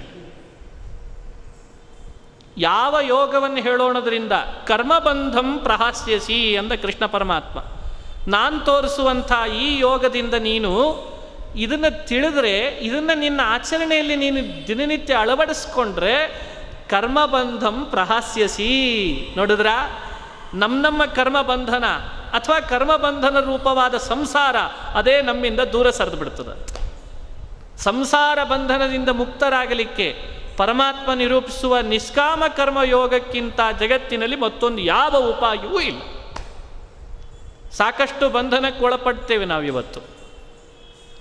ಜೈಲಿಗೆ ಹೋದರೆ ಜೈಲರಿನ ಅನುಗ್ರಹ ಬೇಕು, ಜೈಲಿಗೆ ಹೋದರೆ ಮತ್ತೆ ಜೈಲರಿನ ಅನುಗ್ರಹನೇ ಬೇಕು. ಇಲ್ಲೆಲ್ಲ ಜೈಲಿಗೆ ಹೋದ್ರೇ ಜೈಲರಿನ ಅನುಗ್ರಹ ಬೇಕು. ಇಡೀ ಬದುಕಿನುದ್ದಕ್ಕೂ ಸಂಸಾರದ ಜೈಲಿನಲ್ಲಿ ಇದ್ದದ್ದಕ್ಕೆ ಭಗವಂತ ಅನ್ನೋ ಜೈಲರಿನ ಅನುಗ್ರಹ ಇಲ್ಲದೆ ಮತ್ತೆ ಹೇಗೆ ತಾನೇ ನಾವು ಹೊರಗೆ ಬರಲಿಕ್ಕೆ ಸಾಧ್ಯ? ಅವನ ಅನುಗ್ರಹಕ್ಕೆ ಪೂರಕವಾದಂತಹ ಕರ್ತವ್ಯ ಕರ್ಮವನ್ನು ನಿಷ್ಕಾಮವಾಗಿ ಮಾಡಿ ಆ ಉಪಾಯವನ್ನು ನಾವು ಅಳವಡಿಸ್ಕೊಳ್ಳದೇ ಇದ್ದರೆ ಈ ಸಂಸಾರ ಬಂಧನದಿಂದ ಹೊರಗೆ ಹೇಗೆ ಬರಲಿಕ್ಕೆ ಸಾಧ್ಯ? ಇದನ್ನು ಕೃಷ್ಣ ನಿರೂಪಿಸ್ಲಿಕ್ಕೆ ಹೊರಟನೆ ಯೋಗವನ್ನೋದರಿಂದ. ಅವ ಕೃಷ್ಣ ನಾವು ನೀವು ಇವತ್ತು ಲೋಕಪ್ರಸಿದ್ಧವಾದ ಈ ಯೋಗವನ್ನು ಕೃಷ್ಣ ಹೇಳಲಿಕ್ಕೆ ಹೊರಟದ್ದಲ್ಲ. ಹಾಗಾದರೆ ಸಾಂಖ್ಯ ಅಂದರೆ ತತ್ವಜ್ಞಾನ, ಯೋಗ ಅಂದರೆ ಜ್ಞಾನಕ್ಕೆ ಉಪಾಯ ಅಂತ ಅರ್ಥ. ಈಗ ನಿಮಗೆ ಈ ಪದ್ಯ ಅನುಸಂಧಾನಕ್ಕೆ ಬರ್ತದೆ. ಹಿಂದೆ ಹೇಳಿದ್ದೆಲ್ಲ ಜ್ಞಾನ, ಈಗ ಹೇಳ್ತಾ ಇರೋದೆಲ್ಲ ಜ್ಞಾನಕ್ಕೆ ಬೇಕಾದ ಉಪಾಯ. ಇದನ್ನೇ ಸಾಂಖ್ಯ ಯೋಗ ಅಂತ ಕರೆದಿದ್ದಾನೆ ಕೃಷ್ಣ ಪರಮಾತ್ಮ. ಇದು ನಿಜವಾಗಲೂ ಸಾಂಖ್ಯ ಯೋಗ ಅಂದರೆ. ಹೀಗೆ ಈ ಪದ್ಯವನ್ನು ಅರ್ಥೈಸಿಕೊಳ್ಳುವಾಗ ನಾವು ಚಿಂತನೆ ಮಾಡಬೇಕಾದದ್ದು. ಇದಾದ ಮೇಲೆ ಕೃಷ್ಣ ಸರಿ ಹಾಗಾದರೆ ಯೋಗ ಹೇಳ್ತೇನೆ ಎಂದೆಲ್ಲ ಕೃಷ್ಣ, ಏನದು ಉಪಾಯ ಅಂದರೆ ಆ ಮಾಡುವ ವಿಧಾನ, ಮಾಡೋದ್ರಿಂದ ಆಗುವಂತಹ ಫಲ ಬೇಕಲ್ಲ, ಯಾವುದದು ಏನು ಅಂತ ಅದ್ರ ಬಗ್ಗೆ ವಿಷಯ ಬೇಕು, ಯೋಗದ ಬಗ್ಗೆ ಹೇಳು. ಅದಕ್ಕೆ ಕೃಷ್ಣ ಅಂತಾನೆ, ನಾನು ಹೇಳುವ ಯೋಗ ಏನಿದೆ ಅಲ್ಲಪ್ಪ, ಅದು ಬಹಳ ಸುಲಭದ್ದೇ, ಕಠಿಣ ಅಂತ ಹೇಳಲ್ಲ. ತಿಳಿದವರಿಗೆ ಸುಲಭ, ತಿಳಿದಿದ್ದಾಗ ಬಹಳ ಗೊಂದಲ ಆದರೆ ಕಠಿಣ ಆಗ್ತದೆ. ಇವತ್ತಿನಿಂದ ಇದನ್ನು ಅಳವಡಿಸ್ಕೊಳ್ಬೇಕು ಬದುಕಿನೊಳಗೆ. ಕೃಷ್ಣ ಅಂತಾನೆ, ನಾನು ತಿಳಿಸುವಂಥ ನಿಷ್ಕಾಮವಾದ ಯೋಗ ಇದೆಯಲ್ಲ, ಕರ್ಮಯೋಗ, ಅದು ನಮ್ಮ ಬದುಕಿನೊಳಗೆ ಸ್ವಲ್ಪ ಮಾಡಿದರೂ ಫಲ ಜಾಸ್ತಿ ಕೊಡ್ತೇನೆ ಅಂತಾನೆ ಕೃಷ್ಣ. ಅಥವಾ ಪ್ರಾರಂಭ ಮಾಡು, ಸಾಕಿ, ಇವತ್ತಿನಿಂದ ಪ್ರಾರಂಭ ಮಾಡು. ಇವತ್ತು ಪ್ರಾರಂಭ ಮಾಡು, ಇನ್ನೊಂದು ಅರ್ಧ ಗಂಟೆಗೆ ಮತ್ತೆ ಅದನ್ನು ಮಾಡಲಿಕ್ಕಾಗಲಿಲ್ಲ ಅಂದರೆ ಬಿಟ್ಬಿಡು, ಪರವಾಗಿಲ್ಲ. ನಾನು ಅದನ್ನು ಇನ್ನೆಂದು ಶುರು ಮಾಡ್ತೀವಿ, ಅವತ್ತಿಗೆ ಅದನ್ನು ಮತ್ತೆ ಪುನಃ ಸೇರಿಸಿ ಫಲ ಕೊಡ್ತೇನೆ ಅಂತಂತಾನೆ. ಇದು ನಿಷ್ಕಾಮ ಕರ್ಮಯೋಗದ ಮಹತ್ವ. ಇದು ಇನ್ಯಾವ ಆಫೀಸ್ನಲ್ಲಿ ಸಿಗೋ ಯೋಗ ಅಲ್ಲ. ಒಂದು ಔಷಧಿ ಕೋರ್ಸ್ ಪೂರ್ಣ ಮಾಡದೆ ಹೋದ್ರೇ 108 ಬಯಸಿಕೊಳ್ತೇವೆ. ನಿಮಗೆ ಹೇಳಿದ್ದೆ ಪೂರ್ಣ ಮಾಡಿರಿ ಅಂತ ಕೋರ್ಸು ನೀವು ಮಾಡಲಿಲ್ಲ, ಅದಕ್ಕೆ ಇದು ಜಾಸ್ತಿ ಆಗಿದೆ ನೋಡ್ರಿ ಅಂತಂತಾರೆ. ಆದರೆ ಪರಮಾತ್ಮ ಹಾಗಲ್ಲ. ತಾನು ಕೊಡೋ ಔಷಧಿ ಮುಂದೆ ಮತ್ತೆ ಪುನಃ ತೊಗೊಳ್ಲಿಕ್ಕಾಗದೆ ಕೋರ್ಸ್ ಕಂಪ್ಲೀಟ್ ಮಾಡಲಿಕ್ಕೆ ಆಗಲಿಲ್ಲ ಅಂದರೆ ಪರವಾಗಿಲ್ಲ, ಇವತ್ತಿಂದ ಮತ್ತೆ ಶುರು ಮಾಡಿರಿ, ಮತ್ತೆ ನಾನು ಅದನ್ನು ಕಂಟಿನ್ಯೂಟಿ ಕೊಡ್ತೀನಿ ಅಂತಂತಾನೆ ಕೃಷ್ಣ. ಈ ಕರುಣೆ ಯಾರಿಗಿದೆ ರೀ ನೋಡಿ, ಹೇಳ್ತಾನೆ ಕೃಷ್ಣ, ನೇಹಾಭಿಕ್ರಮನಾಶೋಸ್ತಿ ಪ್ರತ್ಯವಾಯೋ ನ ವಿದ್ಯತೆ ಸ್ವಲ್ಪಮಪ್ಯಸ್ಯ ಧರ್ಮಸ್ಯ ತ್ರಾಯತೆ ಮಹತೋ ಭಯಾತ್. ಇಡೀ ಬದುಕಿನುದ್ದಕ್ಕೂ ಇದನ್ನು ಆಚರಣೆಗೆ ತರಬೇಕು ನಾವಿವತ್ತು. ನಾವು ತಂದರೆ ನಮ್ಮ ಮನಸ್ಸು ಎಷ್ಟು ಖುಷಿಯಾಗಿರ್ತದೆ ನೀವೇ ಅಬ್ಸರ್ವ್ ಮಾಡಿರಿ. ನಾವು ಮನೆಯಲ್ಲಿ ಎಷ್ಟು ಆನಂದದಿಂದ ಇರ್ತೇವೆ ಅಂತ ಅಬ್ಸರ್ವ್ ಮಾಡಿರಿ. ಕೆಲವರು ಇದ್ದಾರೆ ಇವತ್ತಿಗೂ, ನಮ್ಮ ಕಣ್ಣಿಗೆ ಕಾಣಲ್ಲ ತಕ್ಷಣಕ್ಕಷ್ಟೇ, ಅವರು ಇದನ್ನು ಅಳವಡಿಸ್ಕೊಂಡಿರ್ತಾರೆ. ಅವರೊಬ್ಬರು ಮನೆಯಲ್ಲಿರೋದರಿಂದ 100 ಜನ ಆರಾಮಿರ್ತಾರಂತೆ. ಸತ್ಯ ಹೇಳ್ತದೆ, ಯಾರು ನಿಷ್ಕಾಮ ಕರ್ಮಯೋಗವನ್ನು ಬದುಕಿನಲ್ಲಿ ಅಳವಡಿಸ್ಕೊಂಡು ಅವ ಇರ್ತಾನೋ, ಅವ ಇದ್ದ ಸ್ಥಳ, ಅದರ ಪರಿಸರವೇ ಆನಂದದಿಂದ ಇರ್ತದಂತೆ. ನಮಗೆ ಅರ್ಥ ಆಗಲ್ಲ, ಇಂಥವರೊಬ್ರು ಇದ್ದದ್ದಕ್ಕೆ ನಮಗಿಷ್ಟು ಖುಷಿ ಇದೆ ಅನ್ನೋದು ಗೊತ್ತಾಗಲ್ಲ. ಯಾವ ಫಲದ ಅಪೇಕ್ಷೆ ಪಡದೆ, ಯಾವ ಫಲದ ಅಪೇಕ್ಷೆಯೂ ಪಡದೆ, ಕೇವಲ ಭಗವಂತನ ಪ್ರೀತಿಯನ್ನು ಮಾತ್ರ ಉದ್ದೇಶಿಸಿ ದೈನಂದಿನ ತಮ್ಮ ಬದುಕನ್ನೇ ದೇವರ ಪೂಜೆ ಅಂತ ಕರ್ತವ್ಯದಲ್ಲಿ ತೊಡಗಿಸ್ಕೊಂಡಿರ್ತಾರಲ್ಲ, ಅವರೇ ನಿಷ್ಕಾಮ ಕರ್ಮಯೋಗಿಗಳು. ಅದು ನಿಷ್ಕಾಮ ಕರ್ಮ, ಅದು ಮಾಡ್ಲಿಕ್ಕೆ ಬರ್ತದೆ, ಬರಲ್ಲ ಅಂತನಬೇಡ್ರಿ. ಅಭಿಕ್ರಮ ನಾಶೋಸ್ತಿ ನ ಹಿಹ ಪ್ರತ್ಯವಾಯೋ ನ ವಿದ್ಯತೆ. ನಿಮಗೊಂದು ಅಂಶ ಹೇಳಬೇಕು, ಒಂದು ಉದಾಹರಣೆ ಕೊಟ್ಟಿರ್ತೇನೆ. ಸರಳವಾಗಿ ಹೇಳಬೇಕು ಅಂದರೆ, ಸಂಧ್ಯಾವಂದನೆ ಇದೆ. ಸಂಧ್ಯಾವಂದನೆ ದೈನಂದಿನ ಬದುಕಿನಲ್ಲಿ ಮಾಡಬೇಕು. ಸರಿ, ಮಾಡಲಿಲ್ಲ ಅಂತ ಇಟ್ಕೊಳ್ಳೋಣ. ಅಪ್ಪಿ ತಪ್ಪಿ ಮಾಡದೇ ಹೋದರೆ ಪಾಪ ಇದೆ, ಪಾಪ ಇದೆ. ಹೀಗೆ ಎಲ್ಲ ಕರ್ತವ್ಯ ಕರ್ಮಗಳಲ್ಲಿಯೂ 24 ಗಂಟೆಗಳಲ್ಲಿ ಇಂತಿಷ್ಟು ಸಮಯ ನಾವು ಏನು ಕೆಲಸ ನಿಭಾಯಿಸಬೇಕು ಅಂತಿದೆಯಲ್ಲ, ಅದನ್ನು ಮಾಡದೇ ಹೋದರೆ ಮೈನಸ್ ಪಾಯಿಂಟ್ ಇದೆ. ನಮ್ಮ ಆಫೀಸ್ಗಳಲ್ಲಿ ನಾವೇ ನಿಭಾಯಿಸಲೇಬೇಕಾದ ಕಾರ್ಯ ನಮ್ಮಿಂದ ನಡೀದೇ ಹೋದರೆ ಸ್ವಲ್ಪ 1 ಸಲ ವಾರ್ನಿಂಗ್ ಕೊಡ್ತಾರೆ, 2 ಸಲ ಕೊಡ್ತಾರೆ.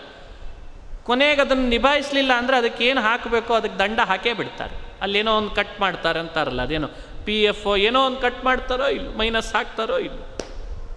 ಇದು ನಮ್ಮ ಬದುಕಿನಲ್ಲಿ ನಾವು ಲೌಕಿಕದೊಳಗೆ ಕಾಣ್ತಾ ಇರುವ ಅಕ್ಷರಶಃ ಸತ್ಯ. ಆದರೆ ಭಗವಂತನ ಪೂಜಾರೂಪವಾದ, ಎಲ್ಲಿಯೂ ಕೂಡ ದೇವರ ಪ್ರೀತಿ ಬಿಟ್ಟು ಮತ್ತೊಂದನ್ನು ಅಪೇಕ್ಷಿಸದೆ ನಾವು ಮಾಡೋ ಈ ಕರ್ತವ್ಯ ಕರ್ಮಾನುಷ್ಠಾನದೊಳಗೆ ಬಿಟ್ಟರೂ ಕೂಡ ಪರಮಾತ್ಮ ಪ್ರಾರಂಭಿಸಿದ್ದನ್ನು ಅದಕ್ಕೆ ಮೈನಸ್ ಪಾಯಿಂಟ್ ಅಂತೂ ಹಾಕೋದಿಲ್ಲ ಅಂತಂತಾನೆ ಕೃಷ್ಣ ಪರಮಾತ್ಮ. ಇಲ್ಲ, ಪಾಪ ಇಲ್ಲ, ಪಾಪ ಕೊಡಲ್ಲ ಅಂತಾನೆ ಪರಮಾತ್ಮ. ಅವ ಮಾಡಲಿ, ಮಾಡದೆ ಬಿಡಲಿ, ಪಾಪ ಹಾಕಲ್ಲ. ಇದು ಎಂಥ ಕರುಣೆ ಹೇಳ್ರಿ ಕೃಷ್ಣನ ಮಾತಿನಲ್ಲಿ. ಯಾಕೆ ಅಳವಡಿಸ್ಕೋಬಾರ್ದು ಇದನ್ನು? ಹಾಗಾದರೆ ದೇವರ ಕರುಣೆ ಅಲ್ಲದೆ ಮತ್ತಿನ್ನೇನು ಅರ್ಥ ಈ ಮಾತಾಡಬೇಕಾದ್ರೆ ಹೇಳ್ರಿ ನೋಡೋಣ. ಬಾ, ಈ ಬ್ರಹ್ಮಾಂಡ ನನ್ನ ಮನೆ, ನನ್ನ ಕಾರ್ಯಾಲಯ, ನೀನೊಬ್ಬ ಕರ್ಮಚಾರಿಯೋ, ನಿನಗೆ ವಹಿಸಿಕೊಟ್ಟಿದ್ದೇನೆ ಭೂಮಿಯ ಮೇಲೆ ಬಂದದ್ದಕ್ಕೆ, ನಿನ್ನ ಉದ್ಧಾರಕ್ಕೋಸ್ಕರ ಕರ್ತವ್ಯ ಕರ್ಮ ಮಾಡು ಅಂತ. ಅದನ್ನು ನನ್ನ ಪ್ರೀತಿಗಾಗಿ ನೀನು ಮಾಡಲಿಕ್ಕೆ ಶುರು ಮಾಡೋ. ಮಾಡುವಾಗ ನಿನಗೇನಾದರೂ ಅಪ್ಪಿ ತಪ್ಪಿ ಅರೇ ದೇವರ ಪೂಜಾ ರೂಪ ಇದು ಮಾಡಲಿಕ್ಕಾಗಲಿಲ್ಲ ಇವತ್ತು ಅಂತ ಅನಿಸಿದರೆ ಅವತ್ತು ಬಿಟ್ಟಿರು, ನಾನೇನು ಅದಕ್ಕೆ ಮೈನಸ್ ಹಾಕಲ್ಲ, ಪಾಪ ಹಾಕಲ್ಲ. ಮತ್ತೆ ನೀನು ಇನ್ನೊಂದು ವರ್ಷ ಆದಮೇಲೆ ಯಾವುದೋ ಪುರಾಣನೋ ಪ್ರವಚನನೋ ಕೇಳಿ ಮತ್ತೆ ಶುರು ಮಾಡ್ಕೋತೀಯ, ಅವತ್ತಿನಿಂದ ಇವತ್ತಿನ ತನಕ ಮತ್ತೆ ಕಂಟಿನ್ಯೂ ಕೊಡ್ತೀನಿ ಅಂತ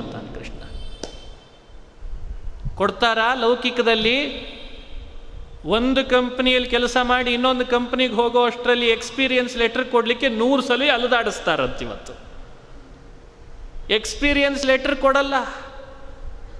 ಆಮೇಲೆ ಈ ಕಂಪ್ನಿಯವ್ರು ಕೇಳಿದ್ರೆ ಅಲ್ಲಿ ಬೇರೆನೇ ಆಗಿರ್ತದೆ. ಮತ್ತು ಇಲ್ಲ, ಇದು ಹೊಸದಾಗೆ ಕಂಟಿನ್ಯೂ ಮಾಡ್ತೀವ್ರಿ, ಅದು ಹಳೇದು ಬಿಟ್ಬಿಡ್ರಿ ನೀವು ಅಂತಂತಾರೆ. ಇಲ್ಲೇ ಇಷ್ಟದ ಹಣೆ ಬಾರ ಅಂತ. ಆದರೆ ದೇವರಂಥ ಕರುಣಾ ಸಮುದ್ರ ಯಾರಿದ್ದಾನೆ ಯೋಚನೆ ಮಾಡಿ. ನೀನು ಅರ್ಧ ಗಂಟೆ ಮಾಡಿದ್ಯಲ್ಲ, ನಾನು ಅದನ್ನು ಇಟ್ಕೊಂಡಿದ್ದೇನೆ ಅಂತಾನೆ ಕೃಷ್ಣ. ನೀನು ಅರ್ಧ ಗಂಟೆ ನಿಷ್ಕಾಮ ಕರ್ಮ ಮಾಡಿದ್ದನ್ನು ನಾನು ಇಟ್ಕೊಂಡಿದ್ದೇನೆ ನನ್ನ ಅಕೌಂಟ್ನಲ್ಲಿ. ಆ ಅರ್ಧ ಗಂಟೆ ಅಂದು ಮಾಡಿದ್ದನ್ನು ವರ್ಷಗಟ್ಟಲೆ ಬಿಟ್ಟು ವಾಪಸ್ ಮತ್ತೆ ಪುನಃ ಅರ್ಧ ಗಂಟೆ ಮತ್ತೆ ಶುರು ಮಾಡಿದೆ ಅಂದರೆ ಅವತ್ತು ಮಾಡಿದ್ದು ಇವತ್ತು ಮಾಡಿದ್ದು ಮತ್ತೆ ಸೇರಿಸಿ ಅದನ್ನು ಇಟ್ಟಿರ್ತಾನಂತೆ. ಮತ್ತಿನ್ನೊಂದು ವರ್ಷ ಬಿಟ್ಟು ಮಾಡು, ಆಮೇಲೂ ಮತ್ತೆ ಅದನ್ನು ಸೇರಿಸ್ತೀನಿ ಅಂತಂತಾನಂತೆ. ಈ ಶಕ್ತಿ ನಿಷ್ಕಾಮ ಕರ್ಮಕ್ಕೆ ಮಾತ್ರ ಇದೆ ಅಂತಂತಾನೆ.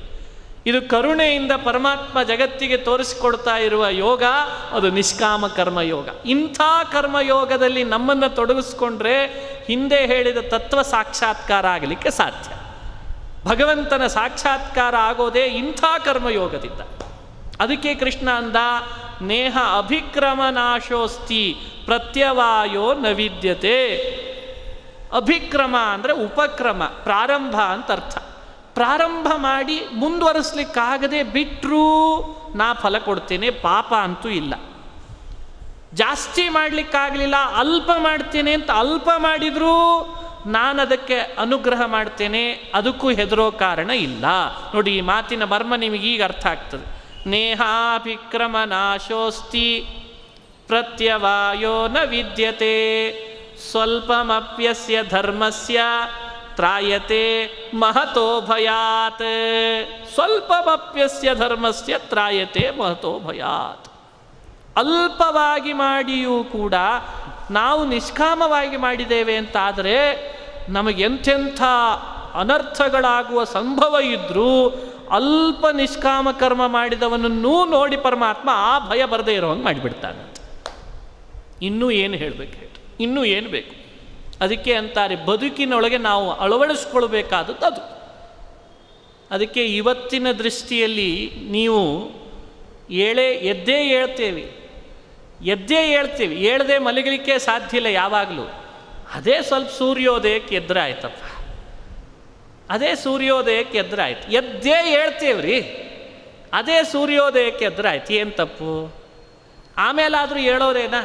ಅದೇ ಸೂರ್ಯೋದಯಕ್ಕೆ ಕೇಳೋಣ. ಯಾಕೆ? ಅಲ್ಲಿ ದೇವರ ಪೂಜೆ ಇದೆ, ಅಲ್ಲಿ ದೇವರನ್ನು ಕಾಣಬಹುದಾಗಿದೆ. ಆ ಸಮಯ ಸ್ನಾನ ಮಾಡೇ ಮಾಡ್ತೇವೆ, ಆಗಲೇ ಭಗವಂತನನ್ನು ನೆನೆಸಿದ್ರೆ ಆಯಿತು. ಸ್ನಾನ ಮಾಡೇ ಮಾಡ್ತೇವಾ? ಒಳಗಡೆ ಇಂಟೆನ್ಷನ್ನಲ್ಲಿ ದೇವ್ರ ಪೂಜೆ ಮಾಡಲಿಕ್ಕೇನು? ಏನು ತಪ್ಪಾಗಿದೆ? ಒಳಗೊಬ್ಬ ಇದ್ದಾನೆ ಬಿಂಬ, ಅವನಿಗೋಸ್ಕರ, ಅವನ ಪ್ರೀತಿ, ಅವನಿಗೆ ಅಭಿಷೇಕ ಅನುಸಂಧಾನ ಮಾಡಿದ್ರೆ ಆಯಿತು.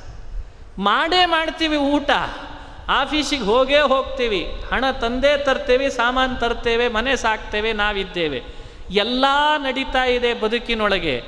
ಎಲ್ಲವೂ ನಡೀತಿರುವಾಗಲೂ ಒಂದು ಅದ್ಭುತವಾದ ಮಾನಸಿಕವಾದ ಒಂದು ಸಣ್ಣ ಕ್ರಿಯೆಯನ್ನು ಕೃಷ್ಣ ಅಡಾಪ್ಟ್ ಮಾಡ್ಕೊ ಅಂತ ಹೇಳ್ತಿದ್ದಾನೆ. ಇದೊಂದು ಅಡಾಪ್ಟ್ ಮಾಡ್ಕೊಳ್ಳೋ ನಿನ್ನ ಬದುಕಿನೊಳಗೆ. ಏನು ಅಂದರೆ, ಇಷ್ಟೆಲ್ಲ ಮಾಡೋದಕ್ಕೂ ನಾನು ಫಲದ ಆಸೆ ಪಡ್ತಾ ಇಲ್ಲ, ಇದು ದೇವರ ಪೂಜೆ ಅಂತ ಮಾಡ್ತಿದ್ದೇನೆ. ಇದು ಮಾಡಲಿಕ್ಕಾಗೋದಿಲ್ವೇ? ಇದು ದೇವರ ಪೂಜೆ, ಇದು ಭಗವಂತನ ಆರಾಧನೆ, ಇದು ಭಗವಂತನ ಆರಾಧನೆ. ಇದು ತಿಳುವಳಿಕೆ ಯಾವಾಗ ಬರ್ತದೆ ನಮಗೆ? ಇದು ಬಹಳ ಮುಖ್ಯವಾದಂಥ ತಿಳುವಳಿಕೆ. ಇದು ನಮಗೆ ಬರಲೇಬೇಕಾದದ್ದು. ಆರಂಭ ಮಾತ್ರಂ ಇಚ್ಛಾವ ವಿಷ್ಣು ಧರ್ಮೇ ನ ನಿಷ್ಫಲ ಅಂತಾರೆ ಆಚಾರ್ಯ. ಆರಂಭ ಮಾಡಿ, ಇವತ್ತಿನಿಂದ ಆರಂಭ ಮಾಡಿ. ಏನೇನು ಇವತ್ತು ನಮ್ಮ ಬದುಕಿನೊಳಗೆ ನಾವು ಮಾಡ್ತಿದ್ದೇವೆ ಅದನ್ನು ಯಾವುದನ್ನೂ ನೀನು ಬಿಡು ಅಂತ ಹೇಳ್ತಿಲ್ಲ, ಅಥವಾ ಅದಕ್ಕೂ ದೊಡ್ಡದು ಏನೋ ಒಂದು ಮಾಡು ಅಂತ ಹೇಳು ಕೃಷ್ಣ ಹೇಳ್ತಿಲ್ಲ. ನಿನಗೆ ಹೇಳಿದ ನಿನಗೆ ವಿಹಿತ ಸ್ವಧರ್ಮವನ್ನೇ, ಫಲದಾಸೆಯನ್ನು ಬಿಟ್ಟು, ನಾನೇ ಮಾಡ್ತೇನೆ ಅನ್ನೋ ಅಹಂಕಾರ ಬಿಟ್ಟು, ಒಳಗಿರೋ ಪರಮಾತ್ಮ ನನ್ನಿದನ್ನು ಮಾಡಿಸ್ಲಿಕ್ಕೆ ತೊಡಗಿಸಿದಾನೆ. ಇಷ್ಟು ಮಾಡಪ್ಪ ಸಾಕು, ಇಷ್ಟು ಮಾಡು, ಇದರಲ್ಲಿ ಏನು ಕಠಿಣ ಇದೆ ರೀ? ಇದನ್ನು ಇವತ್ತು ಆರಂಭ ಮಾಡು, ಇವತ್ತೊಂದು ಅರ್ಧ ಗಂಟೆ ಮಾಡು, ನಾಳೆ ಮಾಡಲಿಕ್ಕಾಗಿಲ್ಲ ನಾಡದ್ದು ಮತ್ತೆ ಮಾಡು. ಇದು ಭಗವಂತನ ಪ್ರೀತ್ಯರ್ಥವಾಗಿ ಮಾಡುವಂಥ ಉಪಾಯ, ನಿಷ್ಕಾಮ ಯೋಗ. ಇದು ಬಹಳ ಅದ್ಭುತವಾದ ಮಾರ್ಗ. ಇದು ದೇವರು ಪ್ರೀತನಾಗಲಿಕ್ಕಿರುವ ಅಪೂರ್ವವಾದ ಮಾರ್ಗ. ಇದಕ್ಕಿಂತ ಸುಲಭ ಮಾರ್ಗ ಇಲ್ಲ. ಇದನ್ನು ಅಳವಡಿಸ್ಕೊಳ್ಳಿಕ್ಕೆ ಕೃಷ್ಣ ಸಾರ್ತಾನೆ ಎಲ್ಲ ಕಡೆಯಲ್ಲೂ. ಮುಂದಿನ ಮಾತೆಲ್ಲ ಇದಕ್ಕೆ ಪೂರಕವಾದದ್ದೇ ಮಾತು. ಫಲದಾಸೆ ಬಿಡು, ದೇವರ ಪ್ರೀತಿ ಅನ್ನೋದನ್ನು ಇಟ್ಕೋ, ನೀನು ಮಾಡಬೇಕಾದ ಕರ್ತವ್ಯ ಮಾಡಲಿಕ್ಕೆ ಶುರು ಮಾಡು. ಯಾವಾಗ ಮಾಡ್ತೀಯ ಅದೆಲ್ಲ ನಿನಗೆ ಅನುಗ್ರಹಕ್ಕಾಗ್ತದೆ. ಇವತ್ತು ಮಾಡು, ನಾಳೆ ಬ್ರೇಕ್ ಆಯಿತು ಬಿಟ್ಟುಬಿಡು ಹೋಗಲಿ, ಮತ್ತೆ ನಾಡದ್ದು ಮಾಡು, ಅಲ್ಲಿಯೂ ಕಂಟಿನ್ಯೂಟಿ ಕೊಡ್ತೇನೆ. ಸ್ವಲ್ಪ ಮಾಡು, ದಿನಕ್ಕೆ ಅರ್ಧ ಗಂಟೆ ಮಾಡು, ಅದು ನಿನಗೆ ಅನುಗ್ರಹಕ್ಕೆ ಕಾರಣ ಆಗ್ತದಂತ. ಇದನ್ನೇ ಅನುಸಂಧಾನ ಮಾಡ್ತಾ ನಮ್ಮ ಬದುಕನ್ನು ಈ ಕಡೆಗೆ ಗಮನಿಸ್ತಾ ಹೋದರೆ, ಅಳವಡಿಸ್ಕೊಳ್ತಾ ಹೋದರೆ ಬಹಳ ಚೆನ್ನಾಗಿರ್ತದೆ. ನಮ್ಮ ಯೋಚನೆಗಳು ಬದಲಾಗ್ತವೆ. ಅದನ್ನೆಲ್ಲ ಹೇಳ್ತಾರೆ ಅದ್ಭುತವಾಗಿ. ಇದರ ಮೇಲೆ ಸ್ವಲ್ಪ ಚರ್ಚೆ ಶುರು ಆಗ್ತದೆ. ಈಗ ಏನು ಚರ್ಚೆ ಅಂದರೆ, ಸಾಧಾರಣವಾಗಿ ನಮಗೆ ಇದು ಕರ್ತವ್ಯ ಮಾಡು, ಕರ್ಮ ಮಾಡು ಅಂತ ಹೇಳುವಾಗಲೆಲ್ಲ ಈ ಮಾಡು ಅಂತ ವಿಧಾನ ಮಾಡೋದು ಯಾವುದು? ಸಂವಿಧಾನ. ಸಾಧಾರಣವಾಗಿ ಮಾಡು ಅಂತ ವಿಧಾನ ಮಾಡೋದು ಯಾವುದು? ಸಂವಿಧಾನ. ಇದನ್ನು ಮಾಡಬೇಡ ಅಂತ ಹೇಳೋದು ಅದೇ. ನಮ್ಮ ದೃಷ್ಟಿಯಲ್ಲಿ ಇವತ್ತು ಮಾನವ ಕುಲಕ್ಕೆ ಭಗವದ್ಗೀತೆ ಅಧ್ಯಯನ ಮಾಡಲಿಕ್ಕೆ ಬಂದಿದ್ದೇವೆ ನಾವೆಲ್ಲ. ನಾವು ಇವತ್ತು ಸಂವಿಧಾನ ಅಂತ ಯಾವುದನ್ನು ಗುರುತಿಸ್ತೇವೆ? ವೇದಗಳೇ ಸಂವಿಧಾನ. ಆ ವೇದಗಳಲ್ಲಿ ಉಪನಿಷತ್ತು, ವೇದಗಳು ಸಂವಿಧಾನ ಅಂತ ಇಟ್ಟುಕೊಂಡು ಹೊರಟಿದ್ದೇವೆ. ಆ ವೇದಗಳಲ್ಲಿ ಏನು ಮಾಡಿಬಿಟ್ಟಿದೆ ಅಂದರೆ, ಮಾಡು ಅನ್ನೋದನ್ನು ಹೇಳೋದಕ್ಕಿಂತ ಈ ಫಲ ಬೇಕಾದರೆ ಇದನ್ನು ಮಾಡು ಅಂತ ಹೇಳ್ತದೆ. ನೋಡಿ, ವೇದ ಹಿಂಗೆ ಮಾಡ್ತದೆ ನಮಗೆ. ಸ್ವಲ್ಪ ನಾವು ಮೇಲಿನ ಸ್ಟಡಿ ಅಂದರೆ ಭಗವದ್ಗೀತೆ ಒಳಗೆ ಒಂದು ವಿಷಯವನ್ನು ಹೈಯರ್ ಸ್ಟಡಿ ಮಾಡಿಸ್ತಾನೆ ನಮ್ಮ ಕೈಯಲ್ಲಿ ಕೃಷ್ಣ. ನೀವು ಗಮನಿಸ್ರಿ, ಯಾವ ಸಂವಿಧಾನ ವೇದಗಳು ಮಾಡು ಅನ್ನೋದನ್ನಷ್ಟೇ ಹೇಳಿಬಿಟ್ಟಿದ್ರೆ ಮುಗಿದು ಹೋಗ್ತಿತ್ತು. ಅದು ಹೇಳುವಾಗಲೇ ಏನು ಮಾಡಿಬಿಡ್ತದೆ, ಈ ಫಲ ಬೇಕಾದರೆ ಇದನ್ನು ಮಾಡು ಅಂತ ಹೇಳ್ತದೆ. ಈಗ ನಾವು ಆ ವೇದವನ್ನು ಅನುಸರಿಸಿ ಮಾಡಲಿಕ್ಕೆ ಹೋಗೋರಿಗೆ ಏನು ಅನ್ನಿಸ್ತದೆ ಅಂದರೆ, ಅರೆ ನೀನು ನೋಡಿದರೆ ಫಲದ ಆಸೆ ಬಿಟ್ಟು ಮಾಡು ಅಂತಿದ್ದಿ ಕೃಷ್ಣ, ವೇದ ನೋಡಿದರೆ ಈ ಫಲಕ್ಕಾಗಿ ಇದನ್ನು ಮಾಡು ಅಂತ ಹೇಳ್ತದೆ. ನಾವು ನಿನ್ನ ಮಾತಿನ ಪ್ರಕಾರ ನಡ್ಕೊಳ್ಳುವೋ ಅಥವಾ ವೇದದ ಮಾತಿನಲ್ಲಿ ಹೇಳಿದಂತೆ ಫಲಕ್ಕಾಗಿ ಮಾಡು ಅನ್ನೋದನ್ನು ನಮ್ಮ ಜೀವನದಲ್ಲಿ ಅಳವಡಿಸ್ಕೊಳ್ಳುವೋ? ಇಲ್ಲಿ ಕಾಂಟ್ರವರ್ಸಿ. ಇದನ್ನು ನೀವು ಗಮನಿಸ್ರಿ. ಯಾವುದು ಶ್ರೇಯಸ್ಕರ? ಫಲಕ್ಕಾಗಿ ಮಾಡೋದು ಸರಿಯೋ, ಫಲ ಬಿಟ್ಟು ದೇವರ ಪ್ರೀತಿಗಾಗಿ ಮಾಡೋದು ಸರಿಯೋ? ಎರಡೂ ಕಾನ್ಸೆಪ್ಟ್ನಲ್ಲಿ ವೇದಗಳು ಹೇಳಿದ ಮಾತಿನ ಅಭಿಪ್ರಾಯ ಏನು? ಹಾಗಾದರೆ ನೀನು ಹೇಳೋ ಅಂಥ ನಿಷ್ಕಾಮ ಕರ್ಮವೇ ನಮಗೆ ಯೋಗ, ಅದೇ ಸರಿಯಾದ ಸಾಧನ ಉಪಾಯ ಅಂತ ಆದರೆ, ವೇದಗಳ ಮಾತಿನ ಮರ್ಮ ಏನು? ಯಾಕವು ಫಲದ ಕಡೆಗೆ ಗಮನ ಹರಿಸುವಂತೆ ಮಾತನಾಡಿತು? ಅದನ್ನು ನೀನು ವ್ಯಾಖ್ಯಾನ ಮಾಡಬೇಕಲ್ಲ ಕೃಷ್ಣ. ಇದು ಅರ್ಜುನನ ಮನಸ್ಸಿನಲ್ಲಿ ಇದ್ದಂಥ ಪ್ರಶ್ನೆ. ಇದಕ್ಕೆ ಕೃಷ್ಣ ಏನು ಉತ್ತರ ಕೊಡ್ತಾನೆ? ಮಾಡಲಿಕ್ಕೆ ಇದು ಮಾಡು, ಇದು ಮಾಡಬೇಡ ಅಂತ ನಿರ್ಧರಿಸ್ಕೊಳ್ಳಿಕ್ಕೆ ಆಧಾರ ಯಾವುದು? ವೇದ ಹಿಡ್ಕೊಂಡು ಬಿಟ್ಟರೆ ಅಲ್ಲಿ ಫಲದ ಆಸೆಯನ್ನು ಸೇರಿಸಿಯೇ ಹೇಳ್ತದೆ. ಹಾಗಾದರೆ ವೇದದ ಅಭಿಪ್ರಾಯಕ್ಕೂ ನಿನ್ನ ಅಭಿಪ್ರಾಯ ಬಿಡಿಸ್ತದೆ. ಯಾವುದನ್ನು ನಾವು ಹಿಡಿಯೋಣ? ಹೀಗೆ ಚರ್ಚೆ ಮಾಡ್ತಾ ಮನುಷ್ಯ ತನ್ನನ್ನು ಮೇಲೆ ಎತ್ತಿಕೊಳ್ಳಬೇಕು. ಹೇಳಿಕೊಡ್ತಾನೆ ಕೃಷ್ಣ, ಎಷ್ಟು ಚೆನ್ನಾಗಿ ಹೇಳಿಕೊಡ್ತಾನೆ ನೋಡಿ. ಕೃಷ್ಣ ಅಂತಾನೆ, ವ್ಯವಸಾಯಾತ್ಮಿಕ ಬುದ್ಧಿ ಏಕೇಹ ಕುರುನಂದನ ಬಹುಶಾಖಾ ಹ್ಯನಂತಾಶ್ಚ ಬುದ್ಧಯೋ ವ್ಯವಸಾಯಿನಾ. ಗಮನಶ್ರೀ, ಕೃಷ್ಣನ ಮಾತಿನಲ್ಲಿರೋ ಮರ್ಮ ಏನು ಅಂತ ನೀವು ಬದುಕಿನೊಳಗೆ ಮಾಡು ಮಾಡಬೇಡ ಅಂತನ್ನೋದನ್ನು ತೀರ್ಮಾನ ಮಾಡಿಕೊಳ್ಳೋದು ಕಠಿಣ ಆಗಿದೆ ಬಹಳ ಜನರಿಗೆ ಇವತ್ತು.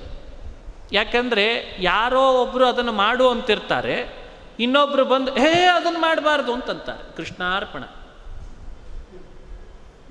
ಒಬ್ಬರು ಮಾಡು ಅಂತಾರೆ, ಒಬ್ಬರು ಮಾಡಬೇಡ ಅಂತಾರೆ. ಈಗ ಅವ್ರ ಮಾತಿನ ಮೇಲೆ ಧೋರಣೆ ಇಟ್ಕೊಂಡು ಯಾವುದಕ್ಕೆ ನಾವು ತೀರ್ಮಾನ ಬರಬೇಕು ರೀ? ತಲೆ ಕೆಟ್ಟು ಹೋಗ್ತದೆ. ಕೆಟ್ಟು ಹೋಗಿದೆ ಎಷ್ಟೋ ಜನರದ್ದು ಈಗಾಗಲೇ. ಅವ್ರು ಹಿಂಗೆ ಹೇಳಿ ಹೋಗ್ತಾರೆ ಪ್ರವಚನ, ನೀವು ಹಿಂಗೆ ಹೇಳಿ ಹೋಗ್ತೀರಿ ಅನ್ನೋರು ಎಷ್ಟು ಜನ ಇಲ್ಲ ಇವತ್ತು. ಯಾರನ್ನು ಬೈಯೋಂಗಿಲ್ಲ, ಎಲ್ಲರೂ ದೊಡ್ಡವರೇ. ನಮಗೆ ನೋಡಿದ್ರೆ ನಿರ್ಧಾರ ಆಗಲ್ಲ. ಈ ಪರಿಸ್ಥಿತಿಗೆ ಒಡ್ಡಿ ಬಿಡ್ತಾರೆ. ಅದಕ್ಕೆ ಕೃಷ್ಣ ವ್ಯಕ್ತಿಗಳನ್ನು ಆಧರಿಸಿ ಮಾತನಾಡಲೇ ಇಲ್ಲ. ವ್ಯಕ್ತಿಗಳ ಮಾತನ್ನು ಆಧರಿಸಿ ಕೃಷ್ಣ ತಾನು ಸಿದ್ಧಾಂತವನ್ನು ಮಂಡಿಸಲಿಲ್ಲ. ಅಪೌರುಷೇಯವಾದ ವೇದವನ್ನು ಆಧರಿಸಿ ಕೃಷ್ಣ ಉತ್ತರ ಕೊಟ್ಟ. ನನ್ನ ಹಿರಿಯರು ಹಿಂಗೆ ಹೇಳಿದ್ದಾರೆ ನೀ ಮಾಡು ಅಂತ ಹೇರಲಿಲ್ಲ. ಹೇಳ್ಬೋದಾಗಿತ್ತಲ್ಲ ಕೃಷ್ಣ, ನಾನು ಹೇಳ್ತಿದ್ದೇನೆ ಮಾಡ್ಕೊಂಡು ಹೋಗೋ ಸುಮ್ಮನೆ ಅಂದುಬಿಟ್ಟಿದ್ರೆ ಸ್ಟಾಪ್ ಆಯ್ತು.